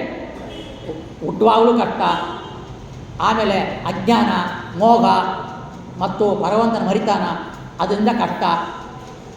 ನಡೆಯೋದು, ಮಾಡೋದು, ಬೀಳೋದು, ಎದ್ದೇಳೋದು, ಅಲ್ಲಿ ಬರುವಾಗ ತುರಿಕೆ, ಯೌವನ ವಯಸ್ಸು ಬಂದರೆ ಕಾಮದ ಚಿಂತನೆ, ಕಾಮದ ಚಿಂತನೆ ಮದುವೆಯಿಂದ ಮಕ್ಕಳನ್ನ ಕಾಪಾಡೋಕ್ಕೆ ಸಂಸಾರ ಅವಸ್ಥೆ, ಅದಕ್ಕೆ ದುಡಿತಾನ ಮಾಡ್ತಾನ, ಕಟ್ಟ ಬೀಳ್ತಾನ, ಅವಳ ಕಣ್ಣೀರು ಸುರಿಸ್ತಾನ, ಮುದುಕನಾಗ್ತಾನ. ಇವನ ಆಸ್ತಿಗೆ ಎಲ್ಲ ಸೆಟ್ ಮಾಡಿಕೊಂಡವರು, ಕೈಬರ್ ತಗೊಂಡವರು ಇವನು ಕಾಣಿಸೋದೇ ಇಲ್ಲ, ಮೂಳೆಯಲ್ಲಿ ಹಾಕ್ತಾರೆ. ಪೆನ್ಷನ್ ಬಂತ ಕಿತ್ಕೊಳ್ತಾರೆ, ಅಥವಾ ಪೆನ್ಷನ್ ಬಂತ ನಾವು ಸುಖ ಇರ್ಬೋದು, ಇಲ್ಲಾಂದರೆ ಅನಾಥ ಆಶ್ರಮ ಹುಡುಕ್ತಾರೆ ಎಲ್ಲಿ ಚೆನ್ನಾಗಿದೆ ಅಂತ, ಅಲ್ಲಿ ಬಿಡ್ತಾರೆ. ಇಷ್ಟು ಕಷ್ಟವನ್ನು ಆ ಜೀವ ಅನುಭವಿಸ್ತಾನ. ಆಮೇಲೆ ಅಜ್ಞಾನ ತುಂಬಿಕೊಳ್ಳುತ್ತೆ, ರೋಗ ತುಂಬಿಕೊಳ್ಳುತ್ತೆ. ಇವನಿಗೆ ಹೇಳೋದು ಒಂದು, ಅವ್ರನ್ನ ನೋಡ್ಕೊಳ್ಳೋರು ಮಾಡೋದು ಒಂದು. ಇವನಿಗೆ ಮನಸ್ಸು ಎಲ್ಲೆಲ್ಲೋ ಹೋಗ್ತಾ ಇರುತ್ತೆ. ತಿಂಡಿ ಪದಾರ್ಥಗಳು ಹೋದರೆ ಅಲ್ಲಿ ತಿನ್ನೋಕ್ಕೂ ವಯಸ್ಸಿಲ್ಲ, ಒಂದು ಇಲ್ಲ. ಏನು ಚಪ್ಪಳವನ್ನು ಮನಸ್ಸಿಗೆ ಮಾತ್ರ ಬರ್ತಾ ಆ ಚಪ್ಪಳವನ್ನು ತೀರಿಸ್ಕೊಳ್ಳೋಕ್ಕಾಗೋದಿಲ್ಲ. ರೋಗ ಬಂದರೆ ಅವನ ನೋಡ್ಕೊಳ್ಳೋರೇ ಇಲ್ಲ. ತುಂಬ ಹೆಣವನ್ನು ನೋಡಿದ ಜಾಗದಲ್ಲಿ ಹಾಕ್ತಾರೆ. ಅಲ್ಲೇ ಮಲಮೂತ್ರ ವಿಸರ್ಜನೆ ಮಾಡಿಕೊಂಡು ಭಯಭೀತಿಯಲ್ಲಿ ಅವ ಅಲ್ಲೇ ಆ ಸ್ಮೆಲ್ಲಿ ಇರ್ತಾನ. ಗರ್ಭದಲ್ಲಿ ಆಗಿದ್ದನೋ ಅದೇ ಕಷ್ಟ ಮುದುಕನಾಗಿ ಬರ್ತಾ ಇದೆ. ನೋಡ್ರಿ, ಇದು ಯಾಕೆ ಭಗವಂತ ದೇವಹೂತಿ ಉಪದೇಶ ಮಾಡಬೇಕು ಅಂದರೆ, ಅಷ್ಟು ಕಷ್ಟ ನಮ್ಮ ಜನ್ಮ, ಅಷ್ಟು ಕಷ್ಟ ಬಿದ್ದು ನಾವು ಹುಟ್ಟಿದ್ದೀವಿ, ಅಷ್ಟು ಕಷ್ಟ ಬಿದ್ದು ನಾವು ಮತ್ತು ಪುನರಪಿ ಜನನಂ ಪುನರಪಿ ಮರಣಂ. ಮರಣಾಂತರ ಅವನಿಗೆ ಜನ್ಮ ತಪ್ಪಿದ್ದೇ ಇಲ್ಲ ಅಂತ ಭಗವಂತ ಹೇಳ್ತಾನ. ಒಂದು ಜನ್ಮ ಪಡೆದನೋ ಅವನಿಗೆ ಮರಣ ತಪ್ಪಿದ್ದಿಲ್ಲ ಅಂತಾನ. ಜನ್ಮ ಕಷ್ಟ, ಮರಣ ಕಷ್ಟ, ಜನ್ಮ ಕಷ್ಟ, ಮರಣ ಕಷ್ಟ. ಸೊ ಇದರಿಂದ ಪಾರಾಗಬೇಕಾಗಿದ್ದರೆ ದೇವಹೂತಿಗೆ ಕಪಿಲರೂಪಿ ಭಗವಂತ ಏನು ಒಂದು ಉಪದೇಶ ಮಾಡಿದ್ದನೋ ಆ ರೀತಿಯಲ್ಲಿ ನಾವು ಕಾಲಕ್ಕೂ ಕೂಡ ಸ್ವರ್ಣ ಆಚರಿತ ಕರ್ಮವನ್ನು ಮಾಡ್ತಾ ಭಗವಂತನ ಧ್ಯಾನದಲ್ಲಿ ಮುಳುಗಿ ಭಕ್ತಿಯನ್ನು ಮಾಡಿ ಮೋಕ್ಷವನ್ನು ಹೊಂದಿದರೆ ನ ಪುನರಾವರ್ತತೆ. ಓಂ ಅನಾವೃತ್ತಿ ಶಬ್ದಾತ್ ಓಂ ತ ಬ್ರಹ್ಮಸೂತ್ರ. ಅಲ್ಲಿಗೆ ಹೋದರೆ ಈ ಕಷ್ಟ ಇಲ್ಲ. ಈ ಹೋಗುವ ತನಕ ಈ ಕಷ್ಟ ನಮಗೆ ತಪ್ಪಿಲ್ಲ. ಮನುಷ್ಯ ಜನ್ಮದಲ್ಲಿ ಎಷ್ಟು ಕಷ್ಟ ಆದರೆ ಪ್ರಾಣಿ ಜನ್ಮವನ್ನು ನೋಡ್ತೀವಿ, ಅದಕ್ಕೆಲ್ಲ ಎಷ್ಟೆಷ್ಟು ಕಷ್ಟ, ಎಷ್ಟು ಬೀಳುತ್ತೆ, ಎಷ್ಟು ಸಾಯುತ್ತೆ, ಊಟ ಸಿಕ್ಕತ್ತಾ ಏನಿಲ್ಲ. ಮಳೆಗಾಲದಲ್ಲಿ ಮಳೆಯಲ್ಲಿ ಚಳಿ, ಬಿಸಿಲು ಕಾಲದಲ್ಲಿ ನೀರು ಕೊಡೋರಿಲ್ಲ, ಊಟ ಹಾಕೋರಿಲ್ಲ. ಈ ರೀತಿಯಲ್ಲಿ ಭಗವಂತನ ಸ್ಮರಣೆ, ಭಗವಂತನ ಧ್ಯಾನ, ನಾಣ್ಯ ಪದ್ಧತಿ ಅಯನಾಯ ವಿದ್ಯತೆ, ಭಗವಂತನ ಜ್ಞಾನ. ಈ ಜ್ಞಾನ, ಭಕ್ತಿ, ವೈರಾಗ್ಯದಿಂದ, ಹರಿಧ್ಯಾನದಿಂದ ಶ್ರವಣ ಮರಣ ನಿಧಿಧ್ಯಾಸನ ರೂಪವಾದ ಜಿಜ್ಞಾಸೆಯನ್ನು ಮಾಡಿ ಮೋಕ್ಷಕ್ಕೆ ನಮ್ಮ ಉದ್ಧಾರ ಮಾಡಲಿ. ಆ ದೇವಹೂತಿಗೆ ಪುತ್ರನಾದಂಥ ಕಪಿಲರೂಪಿ ಭಗವಂತನನ್ನು ನಾವು ಶರಣ ಹೋಗೋಣ. ನಮಗೆ ಚರಣವನ್ನು ಒಕ್ಕಿ ನಮ್ಮ ಜನ್ಮ ಮರಣ ಸಂಸಾರ ಅವಸ್ಥೆಯಿಂದ ಆ ಭಗವಂತ ಬಿಡುಗಡೆ ಮಾಡಿ ಮೋಕ್ಷವನ್ನು ಕರುಣಿಸಲಿ, ನಮ್ಮ ದುಃಖವನ್ನು ಪರಿಹಾರವನ್ನು ಮಾಡಲಿ ಅಂತೇಳಿ ಆ ಕಪಿಲರೂಪಿ ಭಗವಂತನ ಪಾದ ಕಮಲದಲ್ಲಿಯೂ ಬೇಡ್ತಾ ಈ ದಿನದ ಉಪನ್ಯಾಸವನ್ನು ಆ ಕಪಿಲರೂಪಿ ಭಗವಂತನಿಗೆ, ನಮ್ಮ ರಾಯರು ಅಂತರ್ಯಾಮಿ ಭಾರತೀಯ ಮುಖ್ಯ ಪ್ರಾಣ ಅಂದರೆ ಕಪಿಲರೂಪಿ ಭಗವಂತನಿಗೆ, ಬಿಂಬರೂಪಿ ಅಭಿನ್ನ ಕಪಿಲರೂಪಿ ಭಗವಂತನಿಗೆ ಒಪ್ಪಿಸ್ತಾ ಇದ್ದೀನಿ. ಶ್ರೀಕೃಷ್ಣಾರ್ಪಣಮಸ್ತು. ಕಾಯೇನ ವಾಚ ಮನಸೇಂದ್ರಿಯರ್ವಾ ಬುದ್ಧ್ಯಾತ್ಮನವಾ ಅನುಸೃತೆ ಸ್ವಭಾವತ್ ಕರೋಮಿ ಯತ್ತತ್ ಸಕಲಂ ಪರಸ್ಮೈ ಶ್ರೀಮನ್ನಾರಾಯಣಾಯಿತಿ ಸಮರ್ಪಯಾಮಿ. ಶ್ರೀಕೃಷ್ಣಾರ್ಪಣಮಸ್ತು. ಹರಿ ಓಂ. ಹನುಮನುಡೆಯ ರಾಮವಿಠಲ ಉದ್ಧರಿಸು ಸ್ವಾಮಿ, ಉದ್ಧರಿಸು. ಹರಿ ಓಂ.